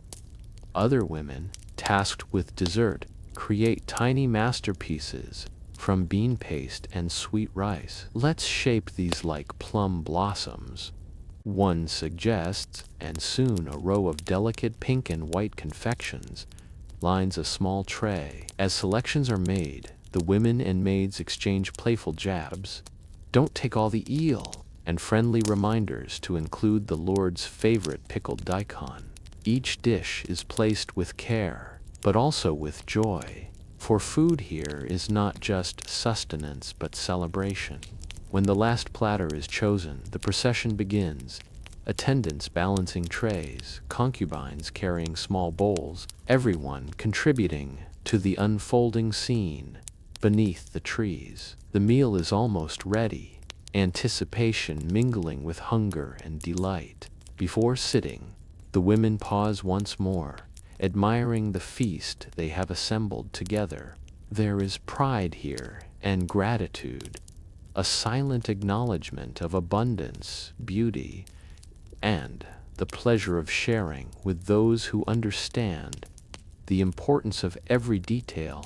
No table is complete. As the feast nears readiness, a group of concubines gathers beside the tables, arms full of fresh-cut plum blossoms, irises, and camellias. They kneel on the grass, laughter and quiet conversation threading through their work. One woman, known for her skill in ikebana, demonstrates how to trim each stem at an angle and arrange the blossoms to catch both sunlight and admiration. She guides the hands of a younger friend, showing her how to balance height and fullness, to leave space for air and light, for beauty to breathe.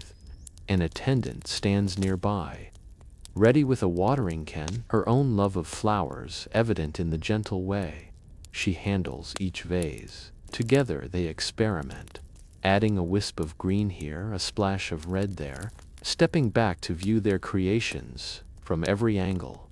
The process is unhurried, a kind of meditation. Each concubine shares a favorite story, the flower that grew wild by her childhood home, the time her mother wove blossoms into her hair before a festival. These memories mingle with the scent of spring, infusing the moment with nostalgia and joy. Tots. When all the vases are placed, the tables are transformed, a tapestry of color and form that echoes the beauty overhead. The garden, too, seems to approve. Petals drift down, caught in hair and fabric, adding a final, accidental touch. The women sit back, admiring their handiwork, hearts full of quiet pride. In these simple rituals, they find not only beauty but belonging, a sense that together they have the power to create and to celebrate, to shape their world, one blossom at a time. A hush of expectation runs through the garden as a guest arrives.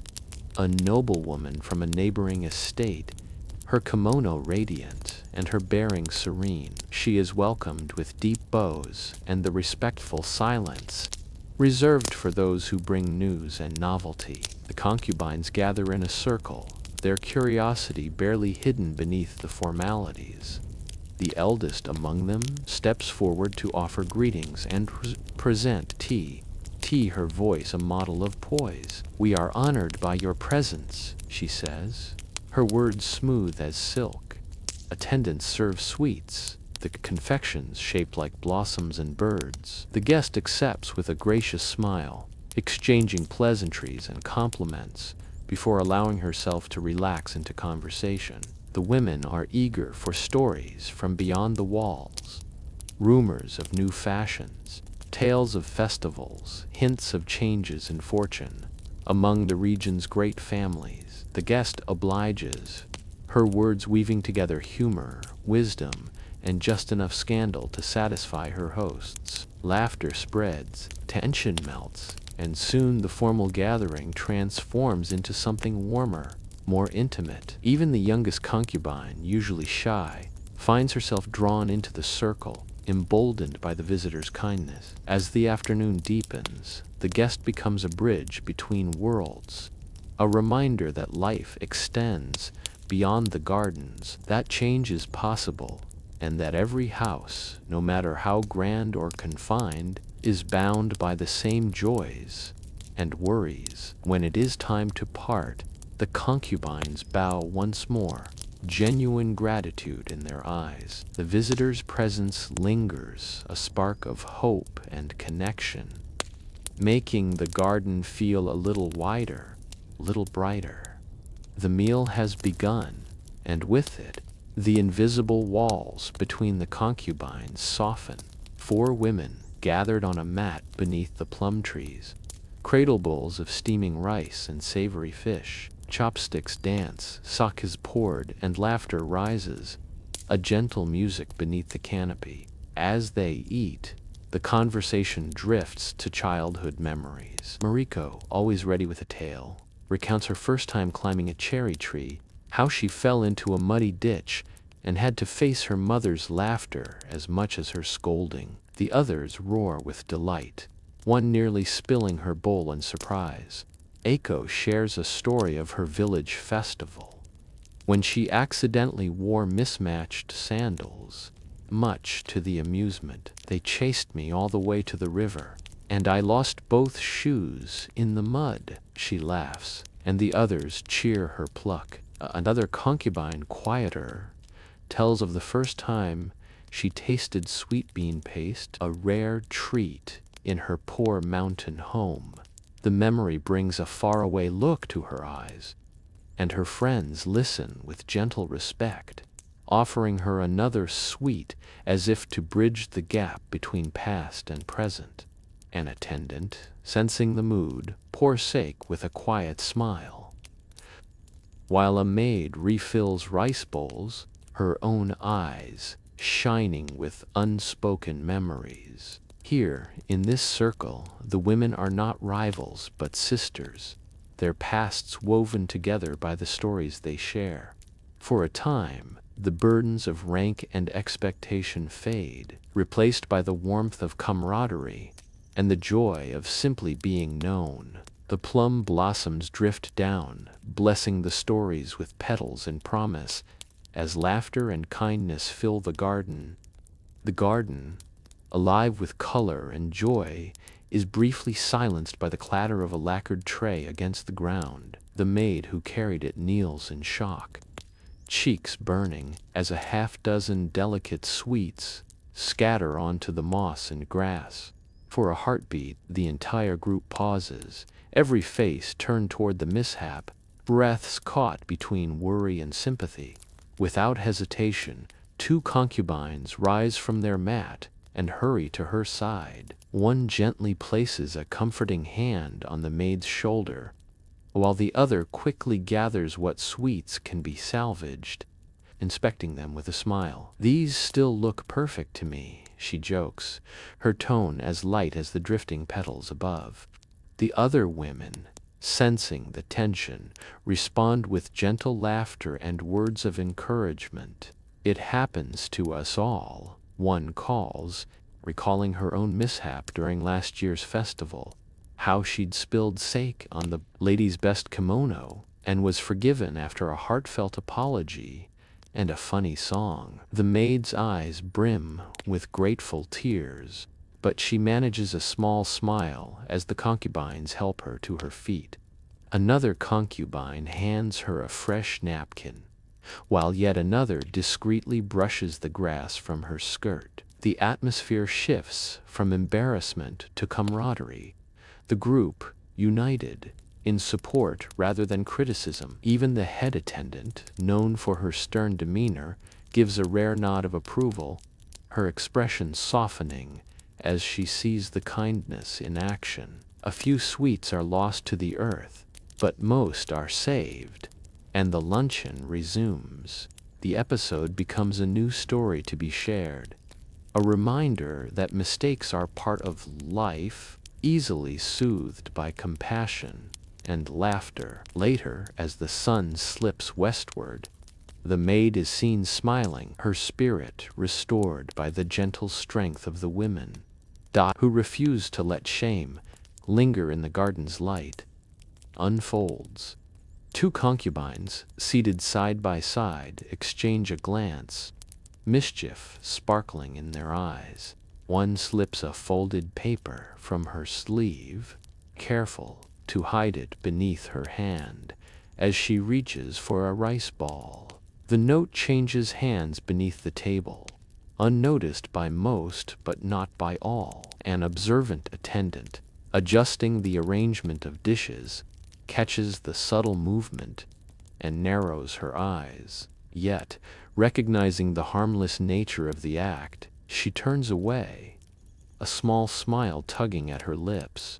The recipient waits for the right moment, then opens the note beneath her lap, heart pounding with a mix of fear and delight. Inside is a hastily drawn sketch of a bird, her friend's nickname for her, along with a message, "Laugh today? Tonight, I'll trade you an extra sweet for your secret."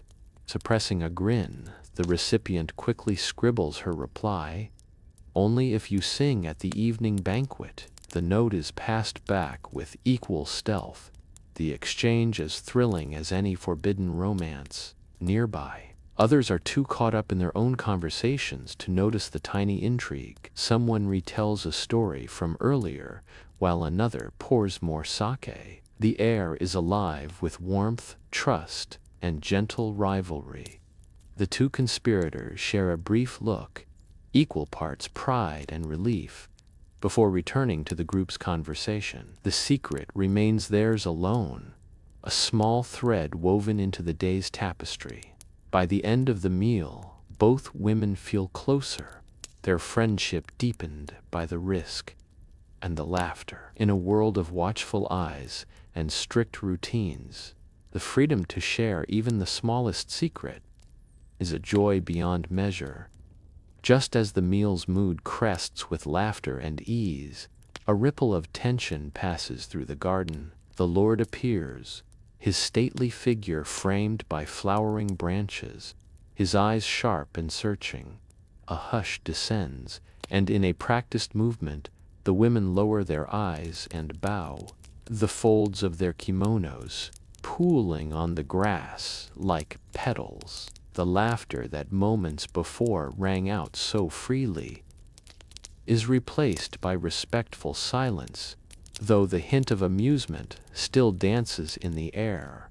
One concubine, caught mid-law, claps her hand over her mouth, cheeks flushed. The Lord's gaze lingers on her, a brief glimmer of amusement crossing his usually impassive face. For a moment, the boundary between ruler and ruled, between man and woman, is softened by the simplicity of honest joy. An attendant, ever vigilant, signals for the meal to pause, ensuring that every detail, the arrangement of food, the neatness of the mats, the calm composure of the women, reflects the dignity of the house. The Lord surveys the scene, accepting a cup of tea and exchanging polite greetings. His presence, while awe-inspiring, does not erase the comfort and unity of the group. Instead, it adds a new energy, a sense that the beauty of their gathering is now recognized at the highest level.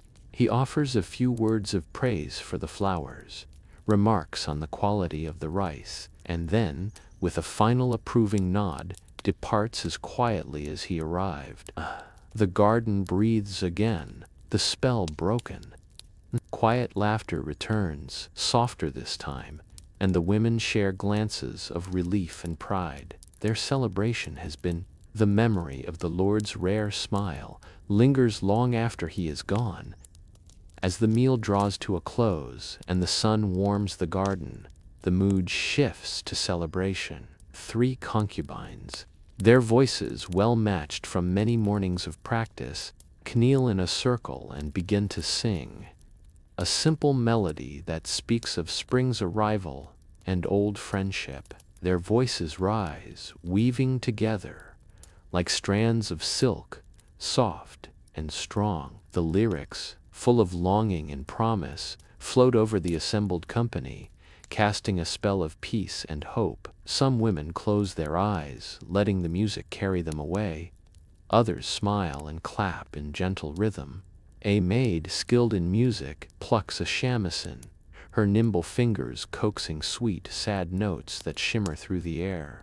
The sound blends with birdsong and the breeze, creating a harmony that belongs only to this moment. Attendants and concubines alike join in on the chorus, the barriers between them dissolving in shared song. Even the older maids, usually stern and silent, are moved to tap their feet, their faces softened by memory. As the final notes linger, applause erupts, quiet but full of genuine feeling. The women bow to each other, gratitude and pride shining in their eyes. For the briefest time, all are united, not by rank or duty, but by the magic of music and the grace of togetherness. The song leaves behind an echo of courage and love, carried by the wind through the blossoms and into the secret corners of the heart.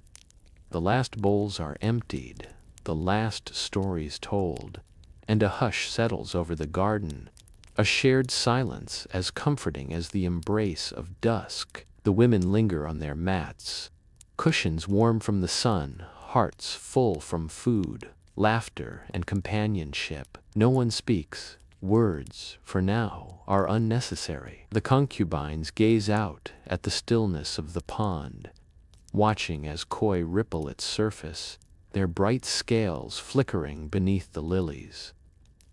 A gentle breeze stirs the branches, releasing a confetti of petals that drift to earth, blessing hair and shoulders alike. Some women lean against each other, the comfort of touch, an unspoken affirmation of their bond. A few close their eyes, breathing in the scent of flowers and grass, the distant echo of music still alive in their minds. Attendants sit quietly nearby, content to rest and simply be part of the scene. The maids, too, pause in their work, letting themselves enjoy a moment free from expectation.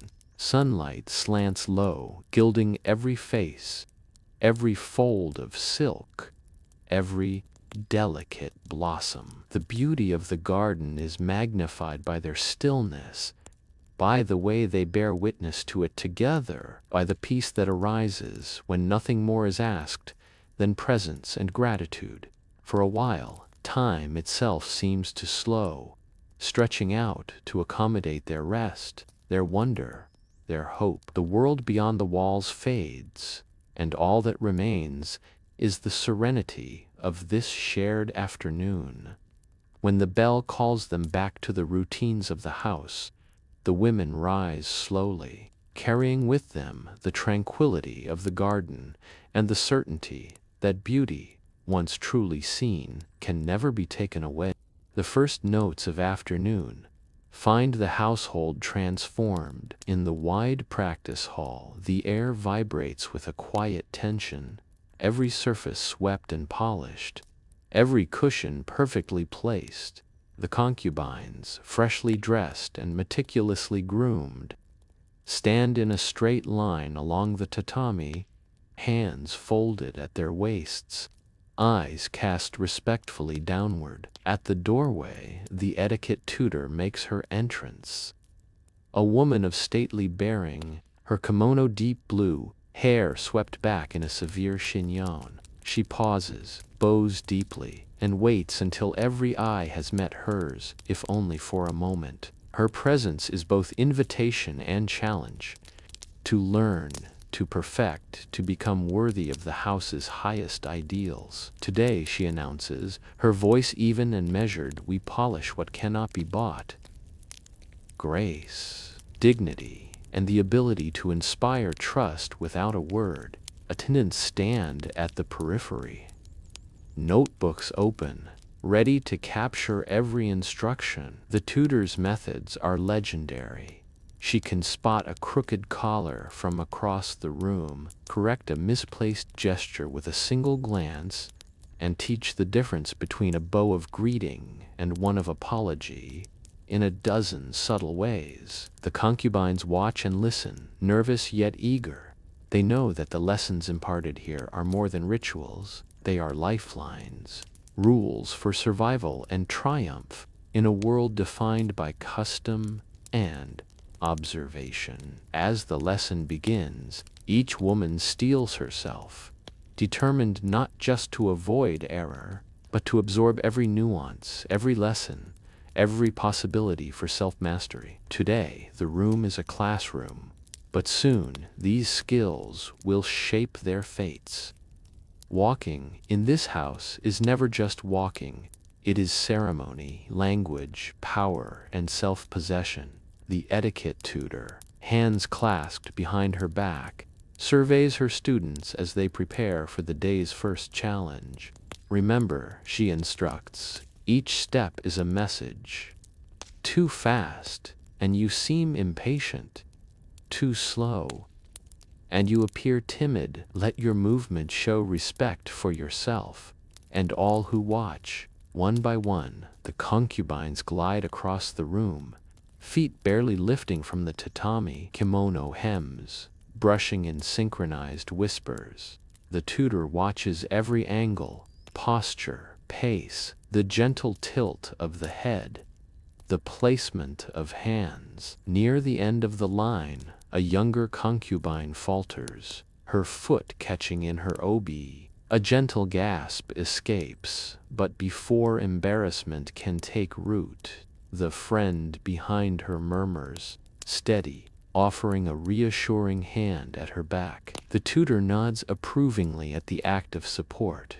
We walk not just for ourselves, but for those beside us. Let that unity guide you. The women repeat the process, correcting missteps, encouraging each other, absorbing the lesson that grace is forged in patience, poise, and practice, and the beauty of movement lies not just in perfection, but in the confidence shared and received. When the exercise ends, the concubines bow as one, grateful for the guidance, their steps now a little more sure, a little more harmonious. Bowing, too, is an art, one that speaks volumes without sound. The tutor moves to the front of the room, her presence commanding. With a breath she demonstrates, back straight, hands aligned, neck bowed just so. A portrait of humility and self-respect. The concubines follow her lead, rising and sinking in rhythm, the hush punctuated only by the gentle rustle of silk. Each movement is scrutinized by the attendants, who quietly adjust shoulders, nudge elbows, reposition hands. Mistakes are not shamed, but used as teaching moments. A bow that is too deep can suggest apology, too shallow, arrogance. Find the balance, the tutor instructs, demonstrating again. As the women repeat the gesture, their confidence grows. They glance at each other. Quiet encouragement in every eye. The repetition becomes meditative, a flow of motion and breath that clears the mind and centers the spirit. In these moments, the boundaries between teacher and student, rival and friend, blur. All are bound by the shared desire to learn, to excel, to become more than what they were when they entered the room. The tutor's final bow is matched perfectly by the group, a silent promise that, in all things, they will strive to embody grace, respect, and unity. Serving sake is a ritual laced with symbolism, an offering of respect, humility, and attentiveness. Today, the tutor's lesson moves from posture to practice, and the concubines gather around a low table, keen, hands poised. Hold the cup as if you cradle the moon. The tutor instructs, her own movements fluid and precise. Pour with your left, steady with your right. Never fill to the brim, leave space for gratitude. One by one, the concubines practice, their hands trembling at first, then growing confident. A small spill is met with gentle laughter. An attendant steps in, guiding a hesitant wrist, turning error into opportunity. Serving is not submission, the tutor reminds them. It is the art of caring, of noticing what is needed before it is spoken. The women pour for each other, learning the weight and balance of the pitcher, the feel of porcelain against skin. Each exchange becomes a lesson in connection, in reading the unspoken cues of comfort and need. By the end of the lesson, the concubines have mastered more than a skill. They have discovered a new language of care, a way to honor one another, as well as those they serve. Fans in hand, the concubines stand in a loose circle, eyes on the tutor as she demonstrates a series of subtle, elegant gestures. The language of the fan is ancient, full of secret meanings. A flutter can conceal a smile, a closed fan can signal displeasure, an open one an invitation. The tutor moves with ease, her fan dancing through the air. She covers her face, peeks over the top, closes it with a snap, each motion controlled, meaningful, never wasted. The women mimic her, some with hesitation, others with flourish. One concubine, caught between seriousness and mischief, accidentally flips her fan into the air. It lands at the tutor's feet, and for a moment the room holds its breath, until the tutor herself laughs, the tension dissolving into shared joy. Attendants step forward to help, offering adjustments, correcting posture, encouraging creativity. The fan is your shield and your song, one attendant says, straightening a sleeve. Let it speak for you. As the practice continues, the concubines gain confidence, discovering how even the smallest gesture can change the mood, communicate emotion, shape a The lesson ends not with strict correction, but with celebration, a burst of laughter, a cascade of smiles, and the knowledge that, together, they have learned something lasting and wears on. And the atmosphere in the practice hall shifts from rigid formality to something softer, an openness to learning and gentle correction. The youngest concubine, Aiko, stands at the front, determination etched in her brow.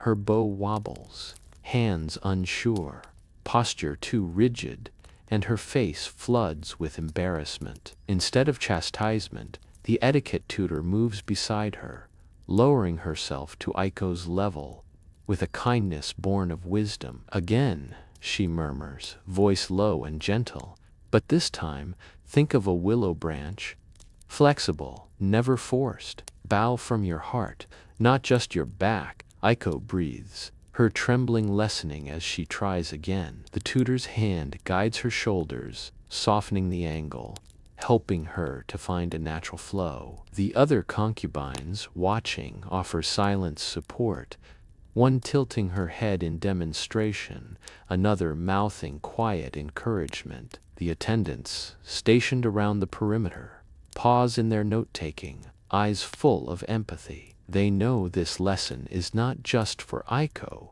but for everyone present. The permission to falter, to be guided, to accept help. Aiko's third bow is slower, more fluid, her body yielding rather than resisting. The tutor nods with pride, stepping back to allow the concubine her small triumph. Aiko looks up, hope glimmering in her eyes.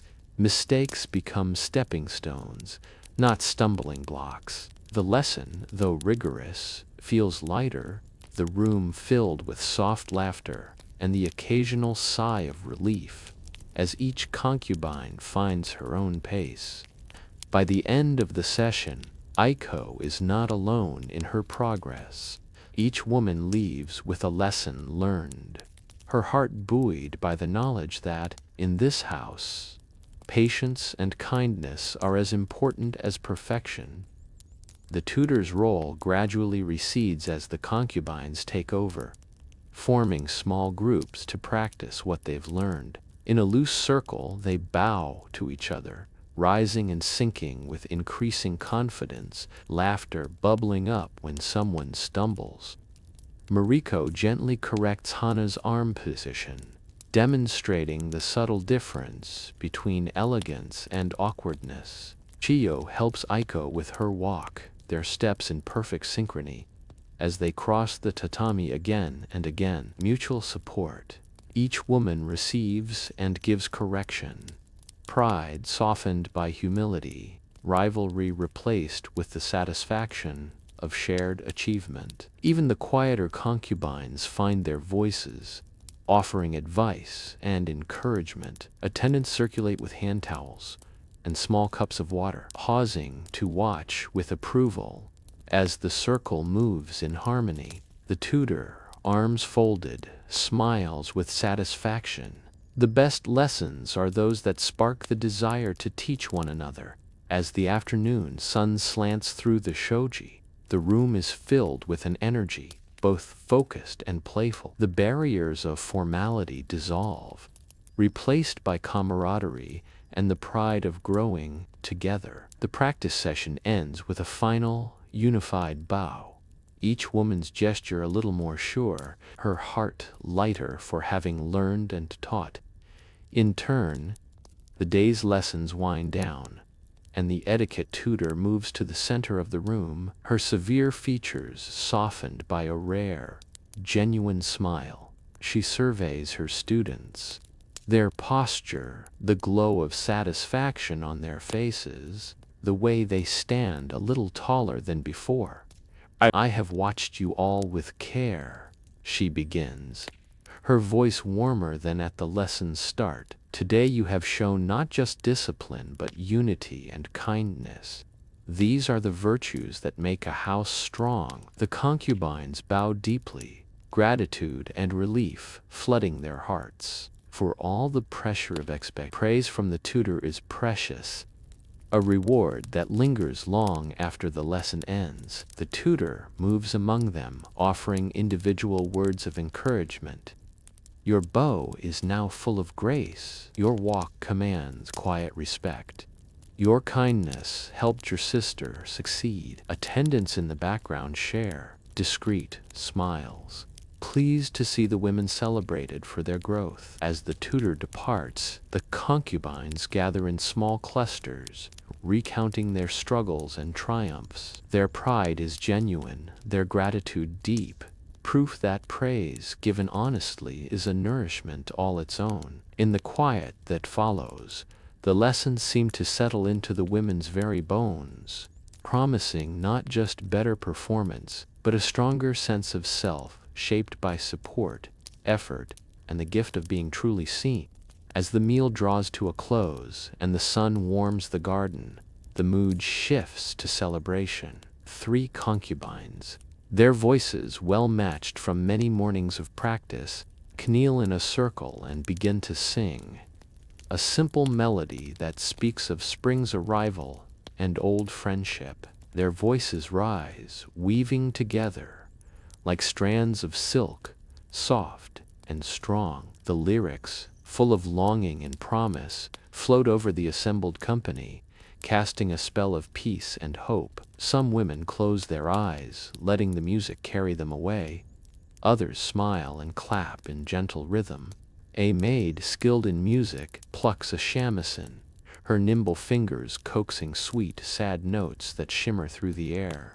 The sound blends with birdsong and the breeze, creating a harmony that belongs only to this moment. Attendants and concubines alike join in on the chorus, the barriers between them dissolving in shared song. Even the older maids, usually stern and silent, are moved to tap their feet, their faces softened by memory. As the final notes linger, applause erupts, quiet but full of genuine feeling. The women bow to each other, gratitude and pride shining in their eyes. For the briefest time, all are united, not by rank or duty, but by the magic of music and the grace of togetherness. The song leaves behind an echo of courage and love, carried by the wind through the blossoms and into the secret corners of the heart.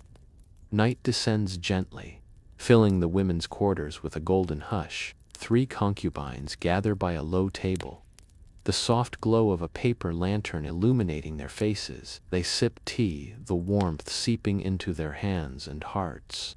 Their conversation is low, edged with laughter, and the contentment of shared accomplishment. Each woman recounts her most awkward mistake of the day, her proudest improvement, the kindnesses received and given. I thought I'd never master that bow, one admits, making the others smile. But you saved me from myself with that nudge, she adds, nodding to her friend. There's something beautiful about learning together.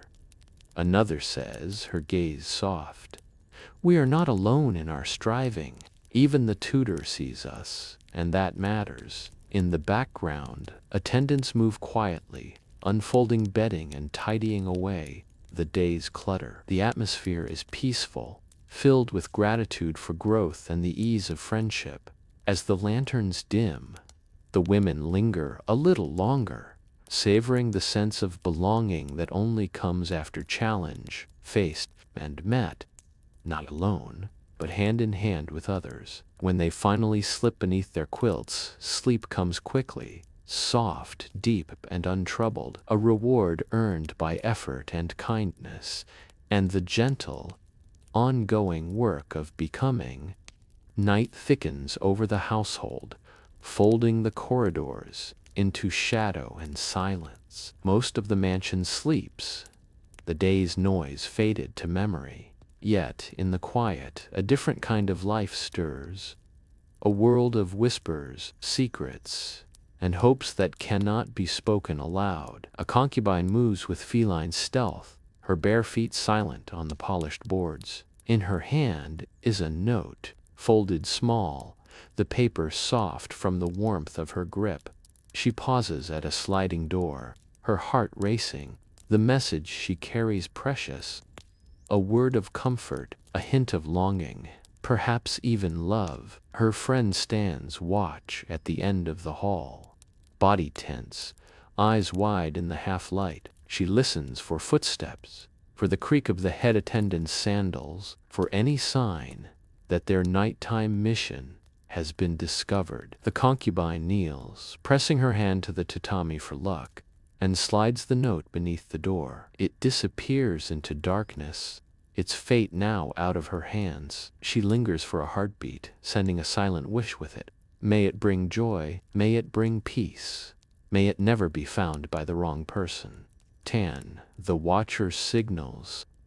All is clear. The concubine slips away, the thudding of her heart a secret music in the hush. Shadows swallow her, and soon all evidence of daring is gone. In the room beyond, someone will wake to a secret, words that might change the course of the day, or simply offer a little hope. In a house bound by rules, even a message whispered through paper is a kind of freedom, a kind of dream. Midnight, when even the lanterns are weary, is the time for secrets. In a corner of the estate, a storeroom, cramped and cluttered with baskets and winter bedding, becomes a haven for those who need to speak their truth beyond the walls of protocol. 3 concubines slip inside, shutting the door softly behind them. The lantern they carry throws trembling shadows onto the shelves, making the room feel both safe and enchanted. The hush is broken only by the whisper of silk and the hurried breaths of women who have much to say and little time to say it. One woman speaks first, her voice urgent. A message about the Lord's latest mood, or a rumor from the kitchen, or perhaps the news that a letter from home has finally arrived. Another listens, her hand pressed to her lips, surprise and worry battling for place on her face. The third woman stands sentry, ear pressed to the wood, every muscle poised for flight. "Quick," she hisses. "Speak low." The nightmaid is making her round. Stories flow, the hopes that cannot be voiced in daylight, the dreams and terrors that haunt the hours before dawn. One admits to longing for home, another to a forbidden crush, the third to a plan so bold it leaves the others breathless with awe and fear. They laugh quietly, their friendship deepened by risk and confession. In the safe gloom, worries shrink, and for a moment they are free. Girls again, dreaming together, allies in a world where secrecy is survival. A soft footstep in the corridor ends their meeting. The lantern is doused, goodbyes are breathed, and one by one the concubines melt into the night, their hearts lighter for secrets shared and fears dispelled. A group of concubines lies awake on futons, moonlight streaming across the floor. 2 women face each other, sharing whispered dreams and hopes. Others listen with soft smiles, wrapped in their blankets, as the hush of night brings vulnerability and trust. Script prox. Ling words kefen. After the day's lessons and labors, after laughter and tears, the women of the house retire to their shared room. Futons line the floor in tidy rows, the fragrance of clean linen mixing with the scent of sweet night air, drifting through the half-open window. Sleep comes slowly. For some, it does not come at all. Not yet. In the hush, voices drift, a lullaby of longing and hope. 2 concubines nestled beneath their quilts whisper so softly their words are lost to the walls. "What do you dream of?" one asks, her eyes shining in the moonlight. "Freedom," the other admits, "or perhaps a child of my own. I dream of the sea, though I've never seen it." Others listen, comforted by the vulnerability. Someone speaks of returning home one day, another of becoming the household's teacher, yet another of traveling the world as a poet. Each confession is met with gentle nods, understanding, and promises to remember the dreams, to hold them safe. Laughter bubbles up, quiet as a stream, as someone recounts a dream so silly it brings tears of mirth to tired eyes. Even the anxious find calm in the kindness of night, wrapped in the warmth of blankets and trust.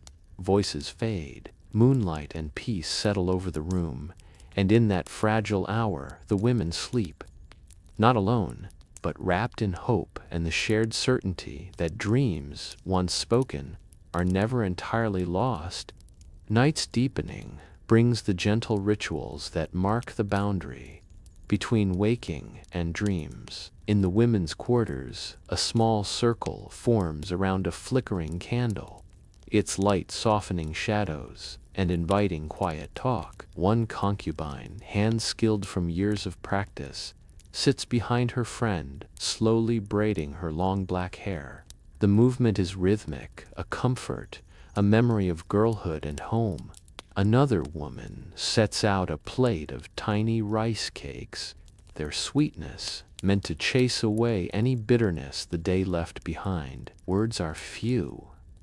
The mood is one of gratitude, of preparing the spirit as much as the body for rest. A lullaby, barely more than a hum, winds through the group, and soon another voice joins in. The song floats through the open window, out into the moonlit garden. The rituals are simple: hair brushed until it shines, faces wiped with cool cloths, stories exchanged like pearls, meant to be treasured in the night's hush. The attendants, seeing the piece, leave them to their own company, knowing nothing more is needed. As the candle burns low, the circle breaks. Women slip into their beds, touch lingering on shoulders and hands, small promises to be there in the morning. The last light is snuffed out, the room filled with sighs and the gentle settling of hearts at ease. Tonight's sleep comes sweetly,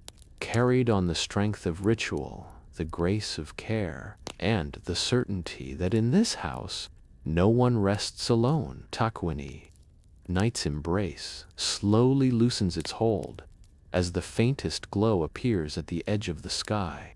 Within the women's quarters, the quiet is profound, broken only by the subtle shift of bodies stirring from dreams. One by one the concubines awaken, rubbing sleep from their eyes, stretching arms toward the ceiling, breathing in the cool promise of dawn.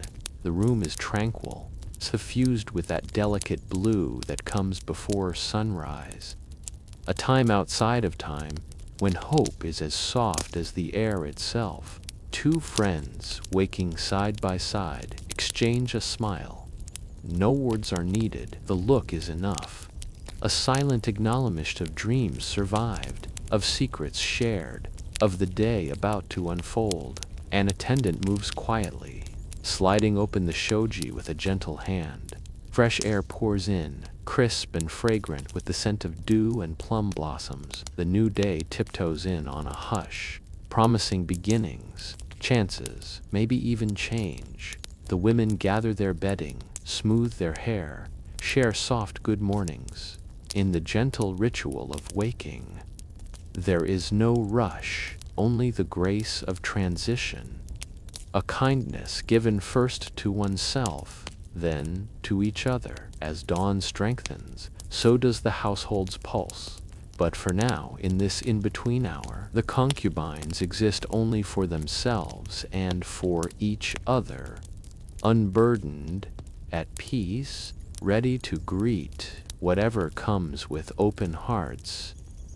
Twist nervously in her lap, and a folded slip of paper rests beside her. In the distance, another concubine appears in the hallway, a soft smile hinting that good news may be coming. Script procs. Ling words Kefir. Morning unfolds with a silver hush, dew clinging to every blade of grass outside the latticed window. Within the hush of the women's quarters, one concubine sits apart from her sleeping sisters, the world still holding. She glances at the slip of paper beside her, a note sent into the darkness hours before, its secret carried beneath a door. Into another heart, her hands twist in her lap, restless and hopeful, as she gazes out at the garden slowly filling with light. Each footfall in the corridor sends her heart leaping. Was it answered? Was it even seen? Or is her message lost, crushed by the weight of silence and caution that rules the house? Her mind circles back, remembering every word, every brushstroke of ink, wondering if she dared too much or too little. Then, softly, another concubine appears in the hallway. Pausing at the threshold, she carries nothing, but the quiet warmth in her eyes is answer enough. Their gazes meet and hold, and in that silence, all the longing and worry melt away. The anxious watcher rises, heart fluttering, and meets her friend by the door. Words are few, exchanged in gentle whispers. A touch of hands, a smile, a single phrase, "I understood," are all that is needed. In that moment, a secret is kept and cherished, a friendship made stronger. The uncertainty of night gives way to the gentle certainty of morning, where every risk is soothed by the courage of connection.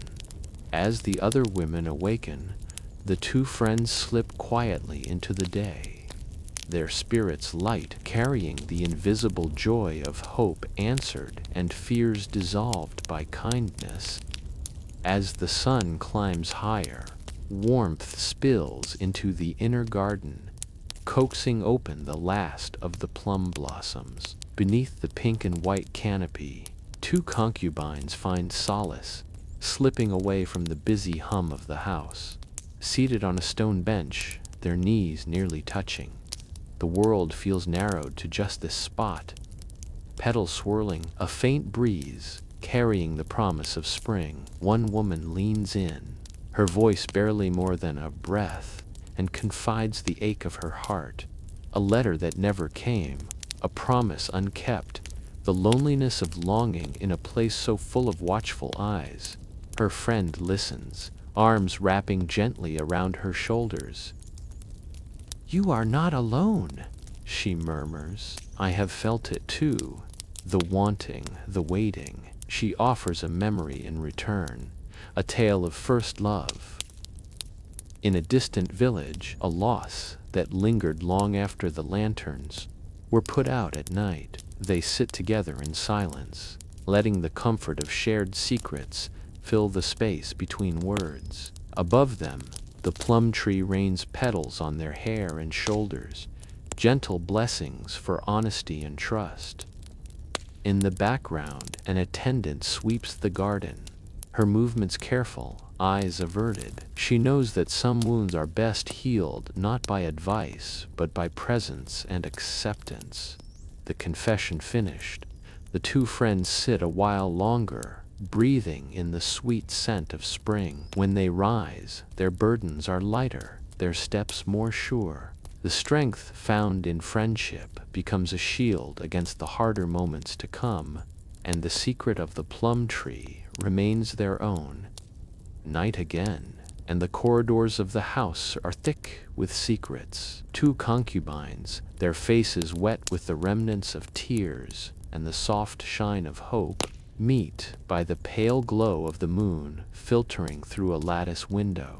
They have spoken of many things, hopes for love, fears of dismissal, the aches of loneliness that sometimes creep into even the sunniest day. Tonight, beneath the hush of midnight, they make a promise never to let the harshness of the house or the fickleness of fate break the bond that has grown between them. They seal it not with grand words, but with the simple, childish gesture of entwined pinkies. A promise old as memory and strong as silk. Their grip is gentle, but the vow behind it is fierce, to share burdens, joys, and every secret the house cannot hear. A lantern glows at the far end of the hall, casting their shadows long and thin. They hold each other's gaze, smiles trembling with both laughter and sorrow, then slip away, lighter for having been truly seen. That night, sleep comes easily, carried by the promise of steadfast friendship, by the knowledge that, whatever else changes, some loyalties are unbreakable. Sleep eludes many in the great house, especially those whose hearts yearn for things they dare not name. One concubine kneels at an open window, the night air cool against her cheek. Moonlight floods her face, and the world outside beckons. Distant hills, lanterns glowing in unseen villages, the river sung beyond the wall. Her thoughts drift to lives unlived. The baker's daughter she once was, the traveler she might become, the poet whose verses would fly far beyond these gates. With every breath, the longing deepens, a hope so fragile she fears to speak it aloud. Elsewhere, another woman hunches over a diary, brush whispering secrets to the page. She records her dreams, her joys, her private prayers. A ritual that keeps despair at bay, a lifeline of memory. In the shadowed corners of the room, two friends trade stories of faraway places. One speaks of the sea, its wildness and promise. The other dreams of the mountains, cool and free. Their whispers spin the air into gold, weaving a tapestry of hope that lingers long after the words are gone.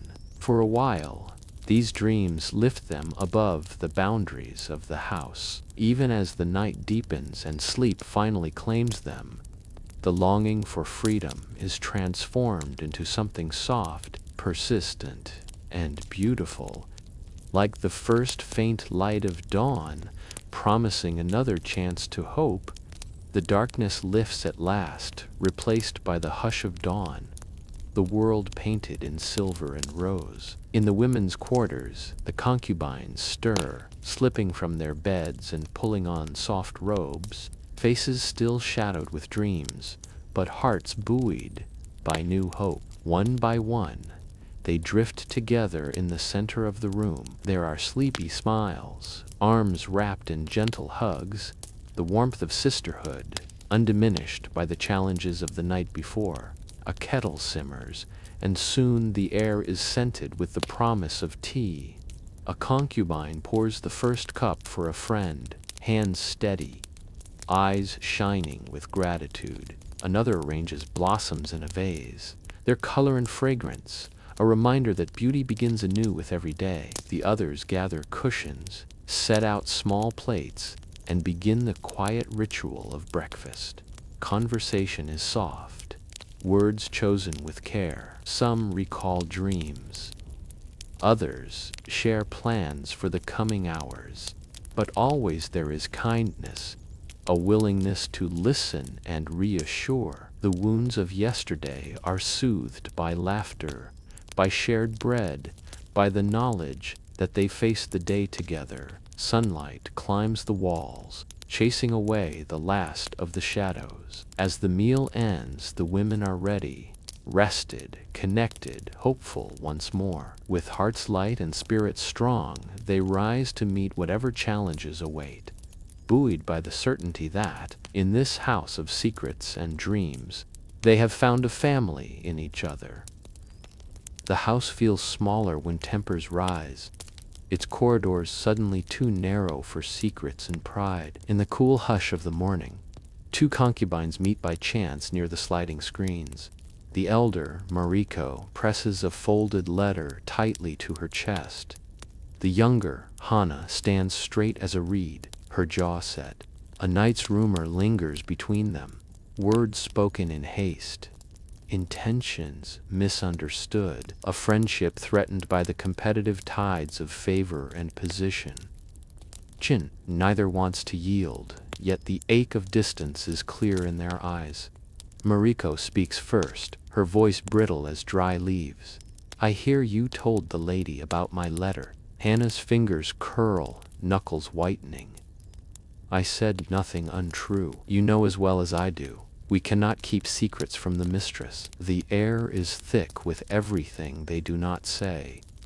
How every word is measured, how every kindness must be weighed against the risks of the day. Down the corridor, an attendant sweeps in slow, deliberate strokes, her head lowered but her ears tuned to every syllable. For a moment, the world narrows to this. Two women caught between anger and longing, each remembering better days, shared laughter, comfort in hardship. Hana looks away first, shame softening her voice. I wish things were different. Mariko exhales, her grip loosening. So do I. But wishes do not change the rules of this place. As footsteps approach, both compose their faces and part without another word. The rift remains, but beneath it, the hope for reconciliation is quietly born. Gossip is a river that winds through every household, nourishing and eroding in equal measure. In a bright corner near the veranda, 3 concubines gather, their voices hushed, their eyes darting toward the far side of the room, where their rival sits in solitary silence. The stories come fast. Who received the Lord's smile at breakfast? Who stumbled in the lady's presence? Who whispered what to whom? In the shadows of evening, each word is wrapped in feigned concern, masked as care but sharpened by envy. One covers her mouth, her sleeve a shield for both laughter and malice. She claims she did not mean to spill the ink, but did you see the look on her face? Another nods, eyes wide in mock astonishment. The lady was not pleased. I doubt she will forgive a second mistake so soon. As a young maid approaches with a tray of tea, the group falls silent, but curiosity glimmers in the girl's eyes. She, too, knows the power of stories. The moment she leaves, the whispers resume, louder now, fueled by fresh details and imagined slights. Gossip is both armor and dagger, protection and threat. Each woman listens and adds her own embellishment, knowing that today's tale may be tomorrow's trap. Yet beneath the rivalry, there is a shared understanding. Everyone is vulnerable. Everyone is hungry for approval. Everyone is afraid to fall. By the end of the morning, the gossip has done its work. Alliances have shifted, suspicion sown, and the delicate balance of friendship and competition tilts once more. Rivalry may simmer in private, but the lady of the house rules in public. Her authority is swift and sure as the flow of the river.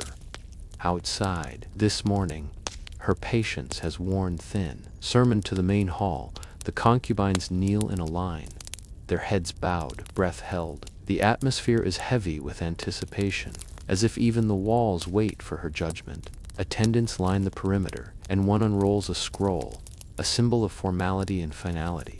The lady's voice is calm, but every word lands with the weight of stone. This house stands on harmony. Where I find discord, I find weakness. I will not have my halls divided by rumor and spite. Her gaze sweeps the line, some faces impassive, others strained by guilt or fear. She recites the rules, not as threats, but as reminders of the fragile peace upon which all their fortunes rest. If you cannot speak well of your sisters, speak not at all. If you covet favor, let your deeds, not your words, be your advocate. I demand loyalty to this house and to each other. When she finishes, the silence is absolute. The concubines bow deeper, chastened. The lady departs, her footsteps echoing in the long hall, a warning and a promise both. Order is restored, but the lesson lingers. Rivalry must be tempered by respect, and the cost of discord is a loneliness greater than any defeat. Tamazuri. Sometimes the hardest words are the simplest. I'm sorry. As the household settles after the lady's intervention, 2 concubines find themselves alone on the wooden veranda. The air is sweet with cherry blossoms, but it is uncertainty that lingers between them. Mariko bows low, her voice steady. I was unfair. I let jealousy speak for me. Please forgive me, Hana." For a moment, Hana hesitates, weighing pride against the longing for peace. She sees the honesty in Mariko's eyes, the remorse in her trembling hands, and the memory of old kindness stirs. She reaches out, her hand resting gently on Mariko's arm. "We are all afraid, sometimes." "I forgive you." Relief blooms in Mariko's face, tears threatening, and Hana finds herself blinking back her own. The quarrel, so sharp in the morning, fades to a distant echo as the women stand together, united by the courage it takes to mend what has been broken. Cherry petals tumble from the trees, swirling around them in a benediction. For a long moment, they simply breathe, grateful for the chance to begin again. Forgiveness in the women's quarters is never just a word, it is a gesture, a shared moment, a sweet offered in hope. Later that afternoon, the concubines gather in a sunlit sitting room, cushions arranged in a loose circle, the morning's bitterness dissolved by acts of courage and grace. A morning forth, Mariko enters, carrying a lacquered tray of handmade sweets, bean paste confections shaped like plum blossoms and little sugar cranes. She kneels before Hana and the others, her eyes shining. "I made these for all of us," she says softly. "May today end sweeter than it began." Hana accepts the first sweet, bowing with a grateful smile. The others follow, each breaking the sweet in half and offering a piece to a neighbor. A silent promise to rebuild trust, to set aside old wounds. Laughter returns, tentative at first, then more confident as stories are exchanged, and kindness flows more freely. Even the attendants, watching from the edges, feel their own relief. Peace is a fragile thing in this house, but when tended, it can blossom as surely as any tree in spring.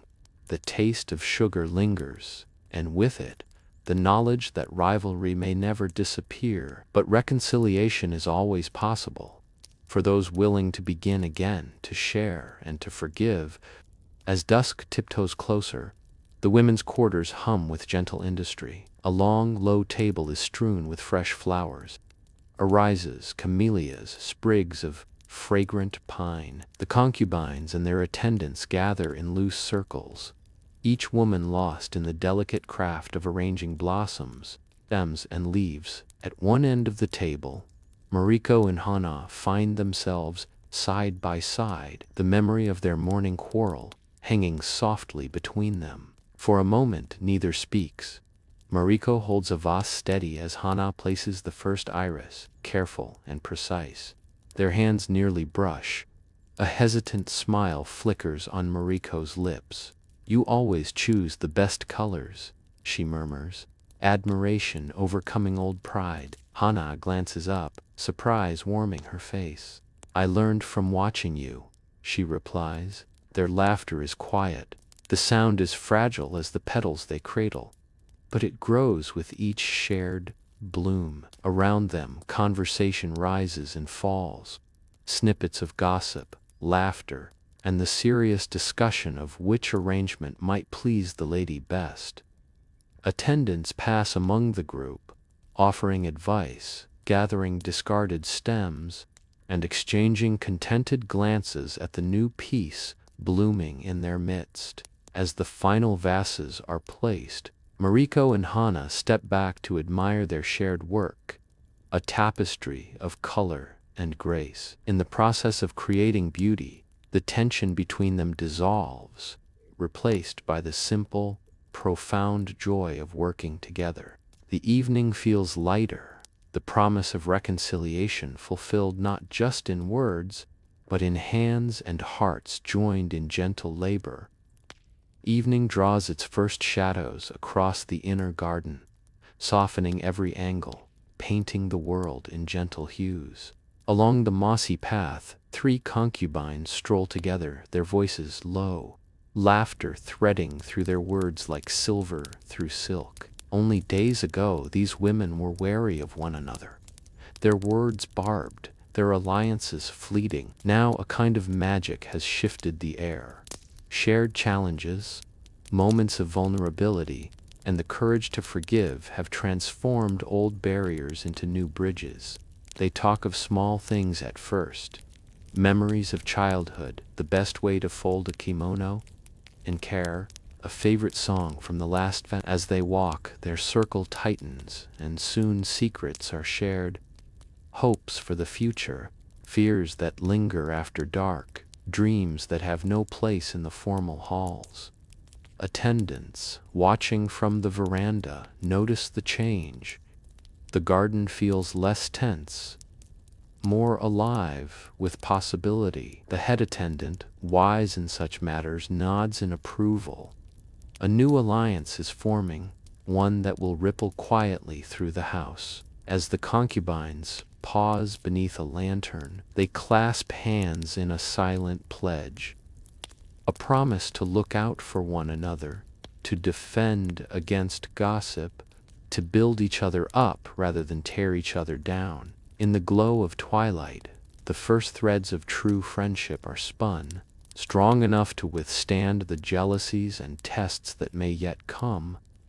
Restless after the day's disputes, finds herself at a window overlooking the garden. She stands behind a delicate paper screen, her presence hidden but her watchful gaze alert to every nuance below.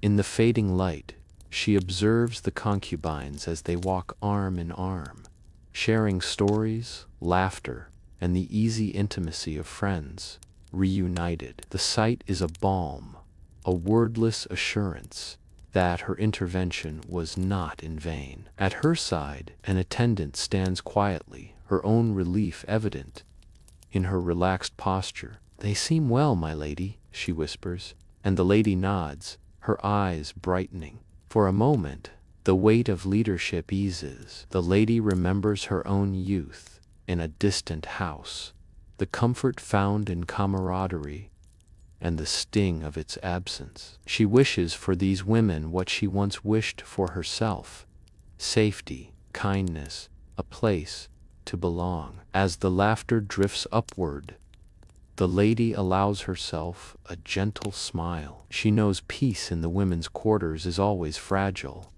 but for tonight, the house is whole again. She turns away, heart lighter, grateful for the beauty of harmony reclaimed.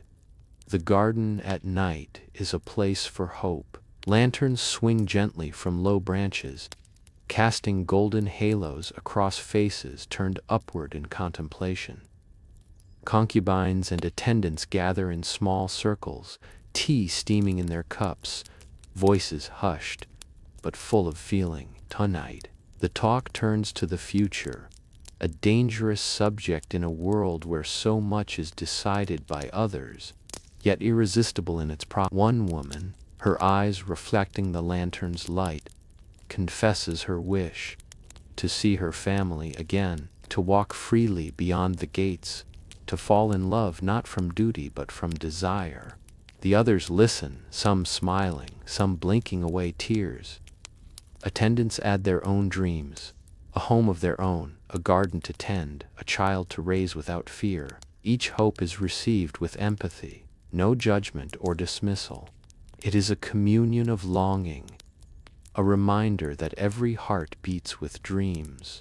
No matter the strictures of rank or role, in sharing their secret wishes, the women find comfort, and their friendship grows stronger. The lights of the house behind them offer safety, but it is this moment, out beneath the stars, that gives them courage for another day.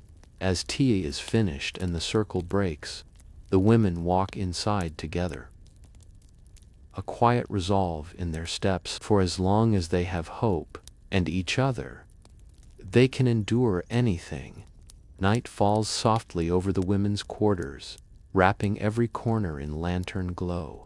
Inside, the room is alive with the quiet bustle of friendship restored. Two women share a sewing project, their needles moving in synchrony as they create a vibrant sash for a festival to come. Another group, clustered around a game board, bursts into laughter as the youngest wins with an unexpected move. In one corner, a concubine plucks the koto, her song drifting over the room, a melody full of longing and peace. Attendants join in the chorus, humming along or simply listening, their faces relaxed, burdens eased. Gone are the sharp words and cold glances of mourning. In their place is a harmony born not of perfection, but of forgiveness and the bravery it takes to try again. Each woman, whether friend or former rival, contributes to the gentle tapestry of community, offering help with a stubborn stitch, refilling a teacup, or sharing a quiet word of encouragement. The air is filled with warmth, slaughter, song, and the soft hush of peace settling over tired hearts. For now the world outside fades away, leaving only the sanctuary of their shared lives. As they prepare for bed, the women carry with them the lesson of the day. That harmony, once lost, can be found again through patience, courage, and the willingness to open one's heart. Sleep comes easily, and dreams are sweet, in the safe embrace of a home united once more. Afternoon sunlight slants across the tatami, warming the hush of the women's quarters. The rhythm of chores, games, and soft music is broken by the sound of hurried footsteps in the corridor. The housekeeper, her kimono severe, her gaze direct, appears in the doorway, clutching a scroll tightly. A hush falls as she unrolls the message, her voice carrying authority. An honored guest will arrive before nightfall. The lord and lady require our utmost effort. Preparations must begin at once.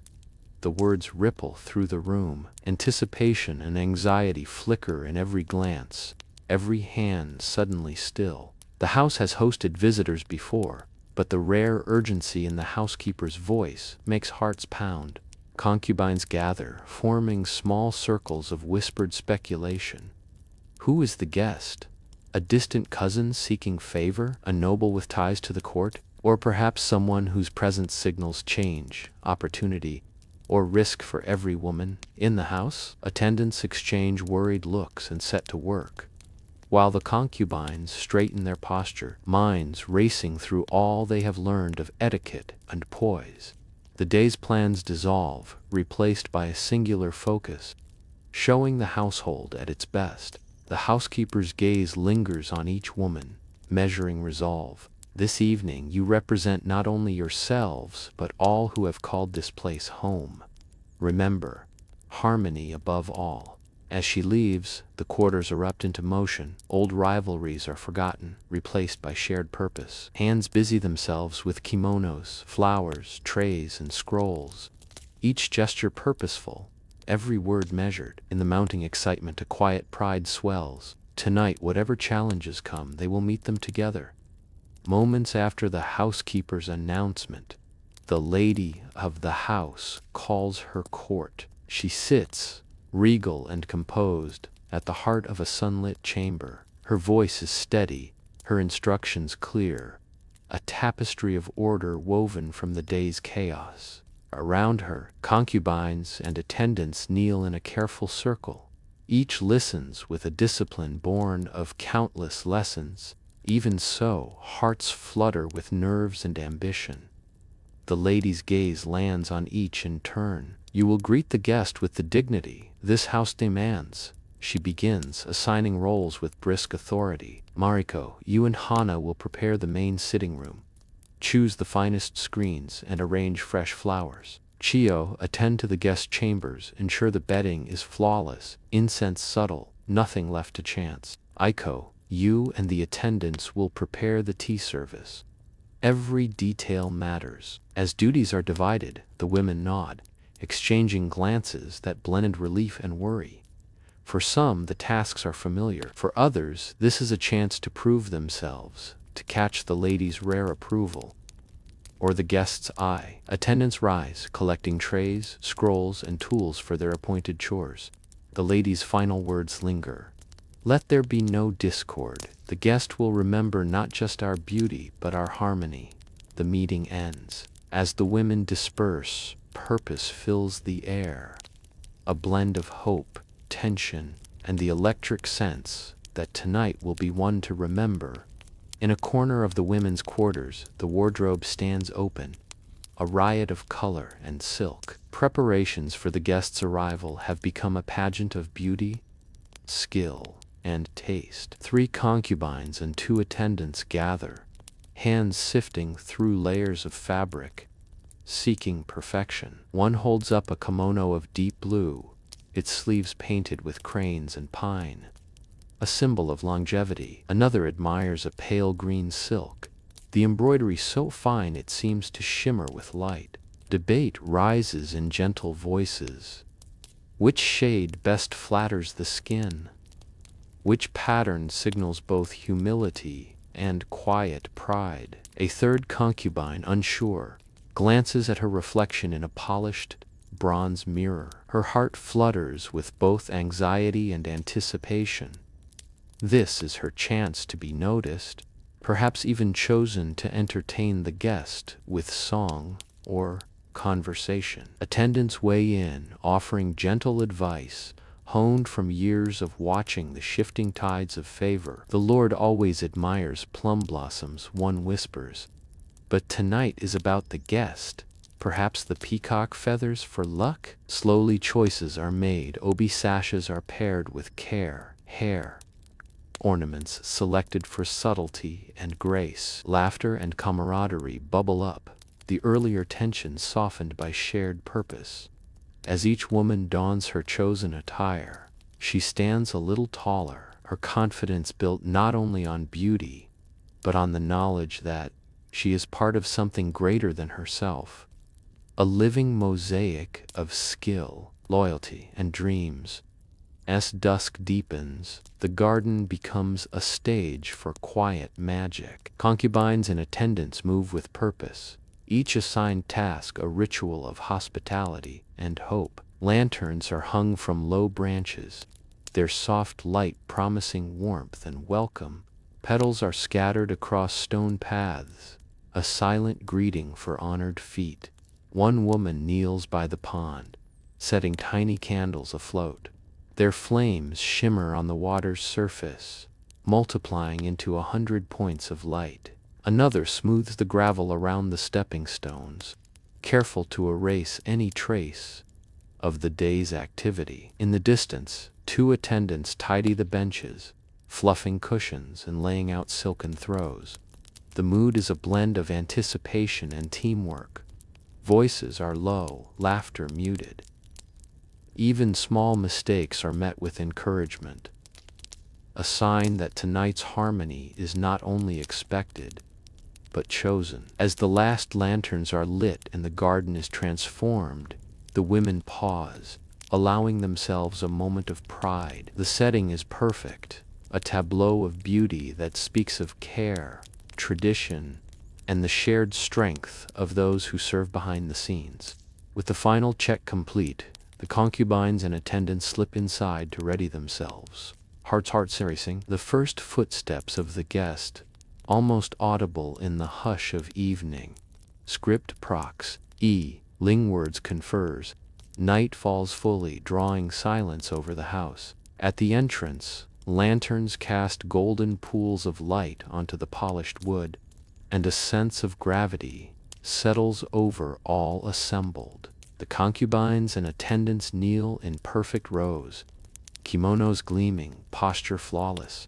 The lady of the house stands tall at the head of the line, her bearing regal, her expression serene. Though her heart beats with anticipation, she reveals nothing but calm confidence, setting the standard for all who follow her lead. Beyond the open doors, the world is cloaked in darkness, the sound of distant hooves and carriage wheels approaching. Inside, breaths are held, every eye focused, every heart tuned to the moment when the guest will cross the threshold. A hush falls so deep it seems even the lantern flames pause. In this instant, every woman in the house is united by a single hope, that all the lessons, all the effort, all the acts of grace will shine tonight, not only for the guest, but for the honor of the household itself. The approach is announced, voices calling out in formal greeting. The concubines bow as one, a wave of color and beauty. The guest steps into the light, and the next chapter of their story begins.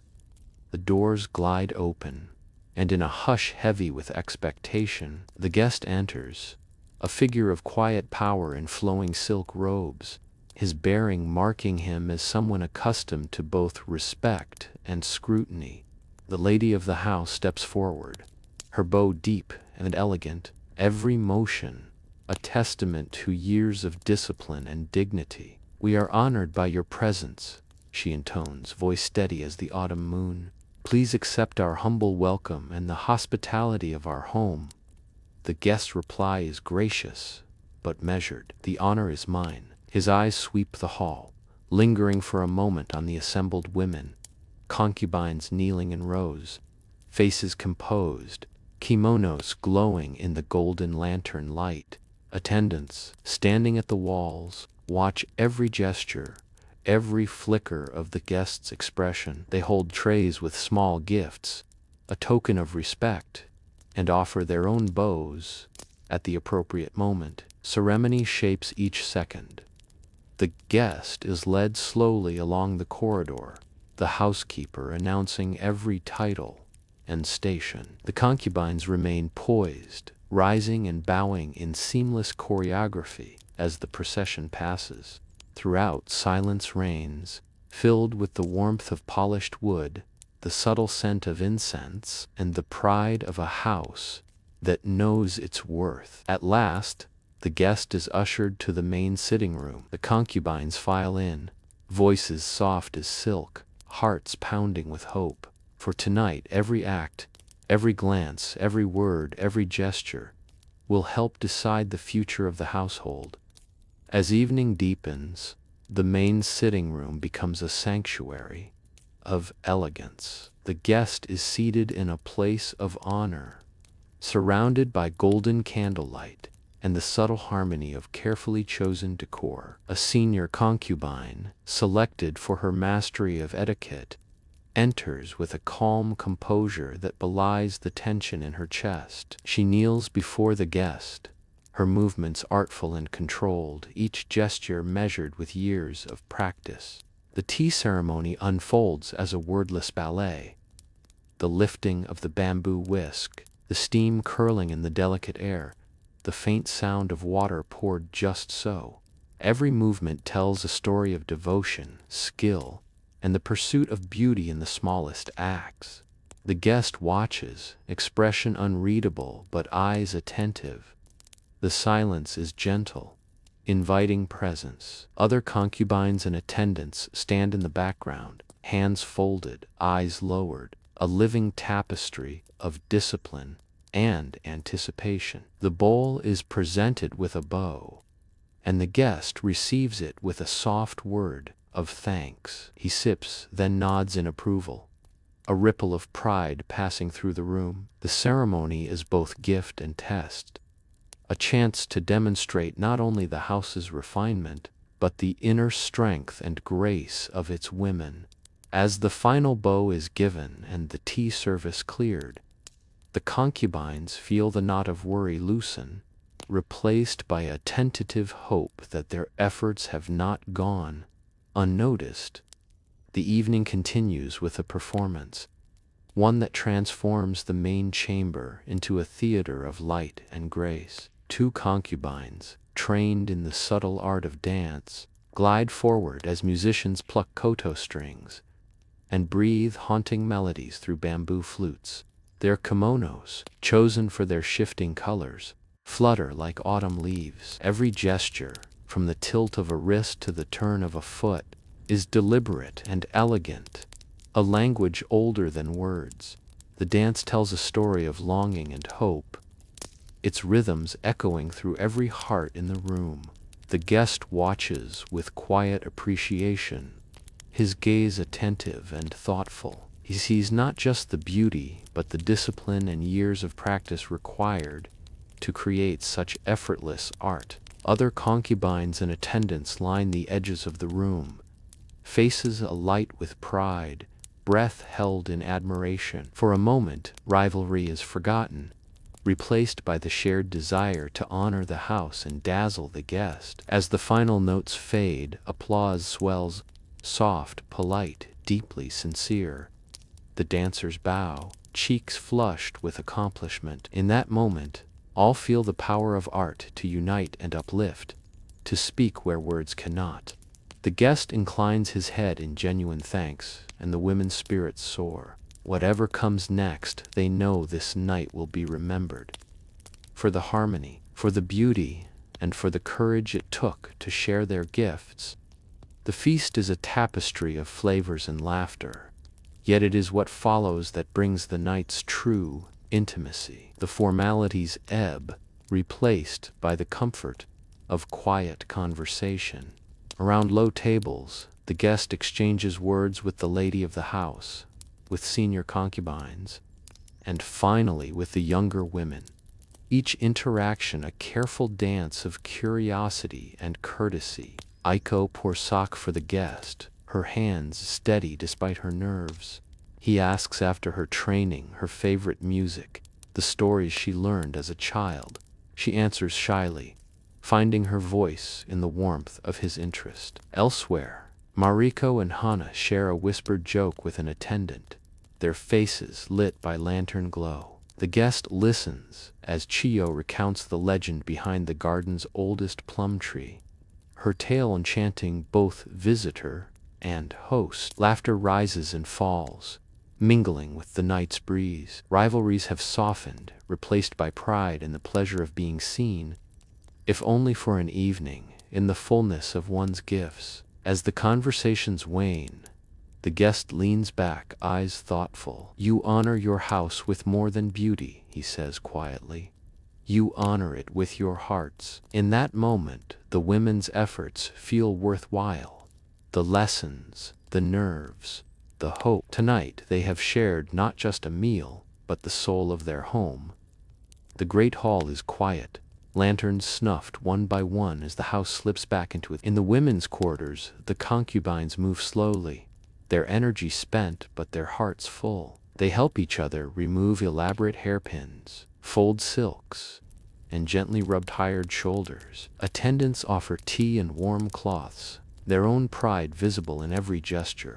There are sighs of relief, bursts of giggles, the kind of smiles that only come when tension finally fades. For some, the night was a triumph. A new friendship formed, a compliment received, a dance remembered for its grace. For others, there are moments to replay and hopes for another chance. Yet in the hush, all agree they have shown the best of themselves together. A few sit quietly by the open window, sharing whispered reflections. "Did you see how he smiled during your story? I think the lady was truly pleased tonight. We made it, all of us. Sleep comes easily. The beds are soft, the night air cool. The lessons of the day, of unity, resilience, and pride, linger long after the women close their eyes. As the house settles into silence, the gentle music of accomplishment lulls them to rest, and they dream of lantern light, laughter, and the memory of a night when all their worlds converged in perfect harmony. The house is finally calm again. The echoes of the grand banquet faded into memory. Afternoon brings an unfamiliar hush, sunlight falling through new leaves, painting golden shapes on the stone and moss. It is an hour granted as a gift, one for rest, solitude, and a breath of freedom. The garden calls them, each in her own way. Mariko, still flushed from the night before, settles under a maple tree, a slender book in hand. The gentle hush of pages soothes her nerves. Poetry seems softer when read in sunlight, the words returning her to herself. By the pond, Hana dips a brush into ink, sketching koi that flash beneath the water's skin. Her posture is easy, art quiets her thoughts, a balm against longing, a promise of beauty that will outlast every rivalry and feast. Two friends, arm in arm, wander the gravel paths, their voices low and fond. They share secrets, laughter, and small silences, pausing to admire a cluster of blooming irises, or the shifting patterns of cloud and leaf overhead. On the porch, an attendant mends a torn sleeve, her hands sure and graceful. She hums an old song, the notes floating out to join the chirr of cicadas and the whisper of dragonfly wings. No one is hurried, no one is watched.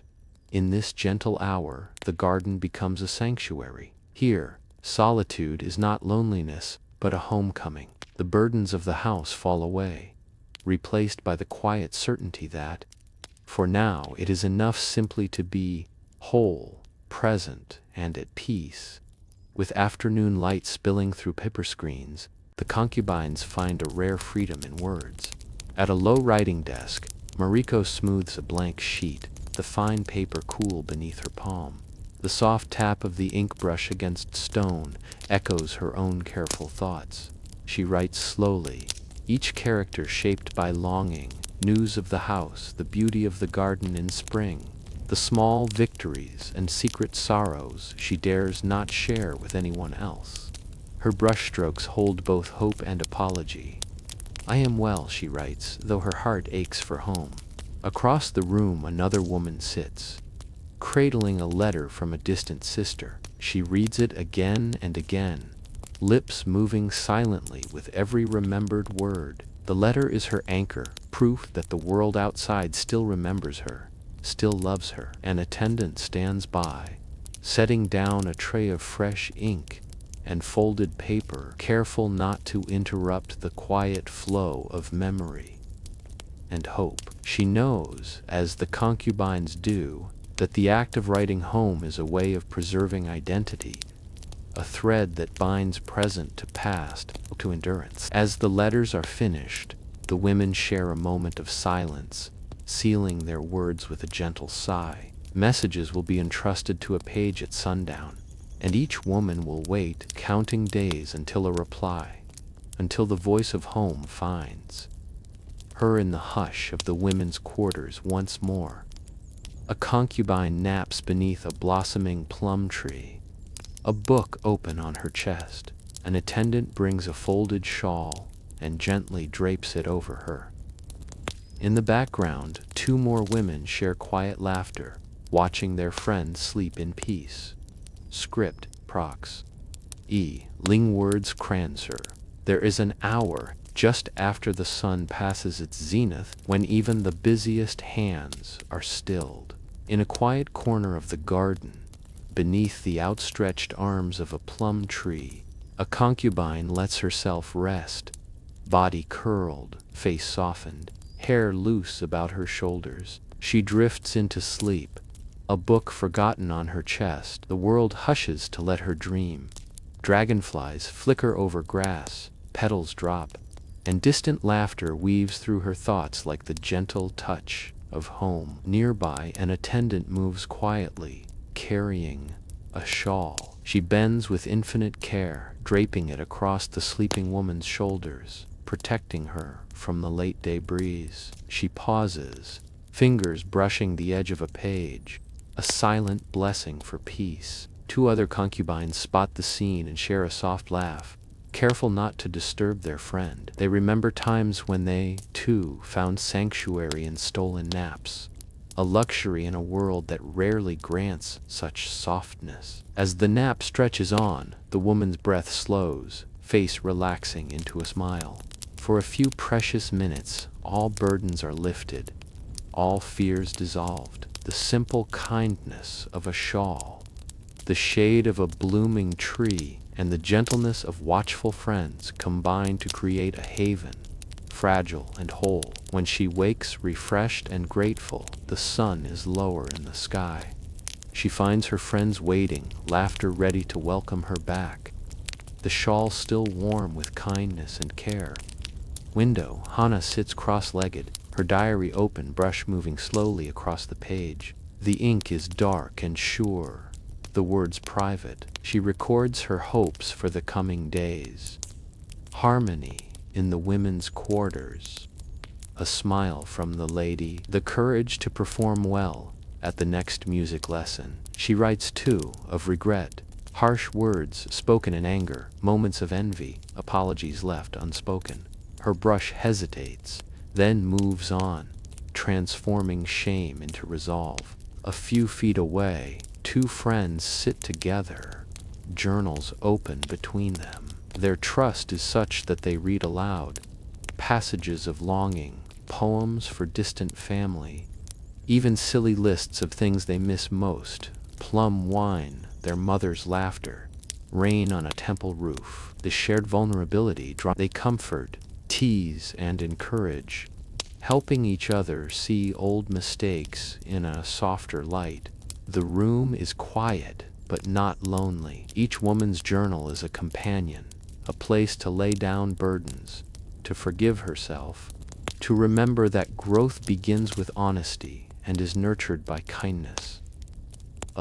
As the sun slips westward, the diaries are closed, secrets locked away. Their keepers feel lighter, their hearts clearer, ready for whatever the rest of the day may bring.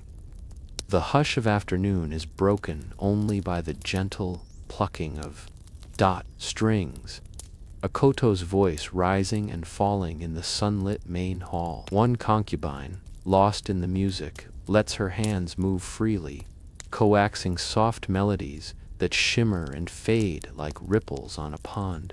Around her, the other women gather. Some sit with eyes closed, letting each note carry them beyond the walls of the house, to fields and rivers remembered from others. Hum quietly, voices blending with the instrument in a song that belongs to all of them. Music here is both comfort and celebration, a language that needs no words. The performer's concentration is absolute, but there is no tension in her posture. She plays not for approval, but for the simple joy of sound, of beauty shared. Attendants pass through, pausing to listen, faces softened by nostalgia. Even the housekeeper lingers in the doorway, her stern features eased by the memory of old songs. The sun glows on polished wood, the notes growing gentler as the day drifts toward evening. When the final chord fades, the women are slow to move, reluctant to break the spell. Smiles are exchanged, quiet words of thanks offered, and for a while, everything feels possible. In the hush that follows, the music lingers, woven through the quiet, through the hearts of those who listened, through the walls of the house itself, promising peace and hope as another day begins to close. The soft clink of porcelain and the scent of roasted tea fill the air as three concubines gather on the porch. Here, above the gentle sway of bamboo, and beneath the shelter of the tiled roof, they find a haven where words come more easily, and laughter flows like water. Anna pours tea for Mariko and Chiyo, her hands practiced, her touch graceful. "Don't forget, this time I want the biggest cup," Mariko teases, making the others laugh. Their voices are hushed, yet the joy is genuine, an oasis carved out of routine and restraint. They sip and share stories, some old, some new. Mariko recalls a kitchen mishap that ended with burnt rice and the cook's dramatic wailing. Chiyo offers a memory of a festival dance, her imitation so lively that even the garden's birds seem to pause in appreciation. Each anecdote peels away a layer of worry, exposing the warmth beneath. Laughter grows, sometimes loud enough that an attendant glances their way with a conspiratorial smile. For a little while, rank and rivalry vanish, replaced by the uncomplicated trust that only true friends can share. Sunlight slants golden, catching in strands of hair and shimmering on the teacups. The worries of duty and expectation fall away, replaced by simple joy. A brief, perfect afternoon where the only demands are kindness and company. As the tea is finished, the friends linger, reluctant to leave the peace they've woven together. When they finally rise, they do so with spirits lighter, faces aglow with the rare, sustaining power of shared laughter. By the garden's edge, the world slows to a painter's pace. A concubine sits with her sketchbook, capturing the fleeting grace of a dragonfly, the curve of the stone bridge, the soft rise of mountains in the far distance. Her brush hovers, then moves, tracing shapes and shadows.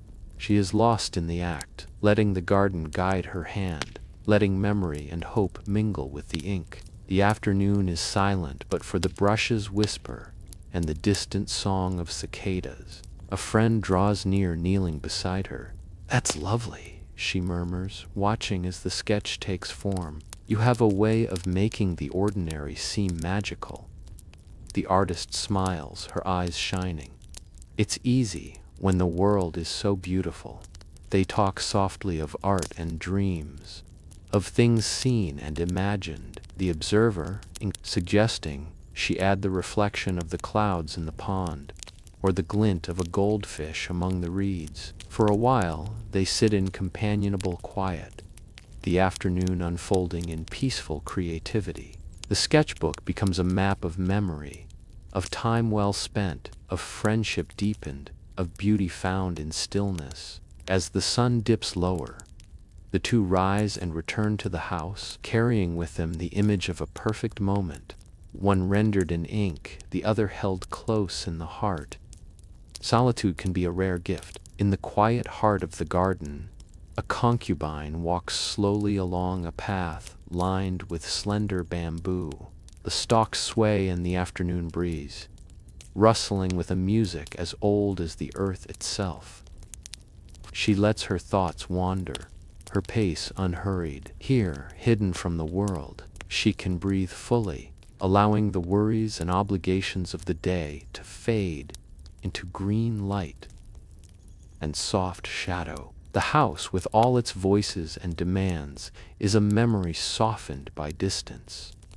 The path winds deeper, sunlight dappling her sleeves, the air cool and fragrant with growing things. She pauses, eyes closed, to savor the hush, the only sound the wind in the bamboo, the gentle rhythm of her. In this sanctuary, she remembers her own story, where she came from, who she once hoped to be. She gathers her courage, steadies her heart, and feels gratitude for a life that, though bound by rules, still holds moments of freedom and self-discovery. When she finally returns to the house, her step is lighter, her mind clearer. The solitude has given her strength, a quiet power that she will carry into the busy hours ahead.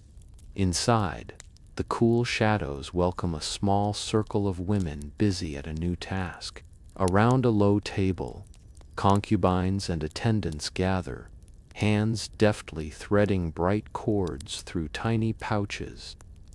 Amulets to keep, to give, to send with letters home. Aiko, whose mother taught her the art, explains each charm's meaning. Lavender for calm, rose for love, mint for good fortune.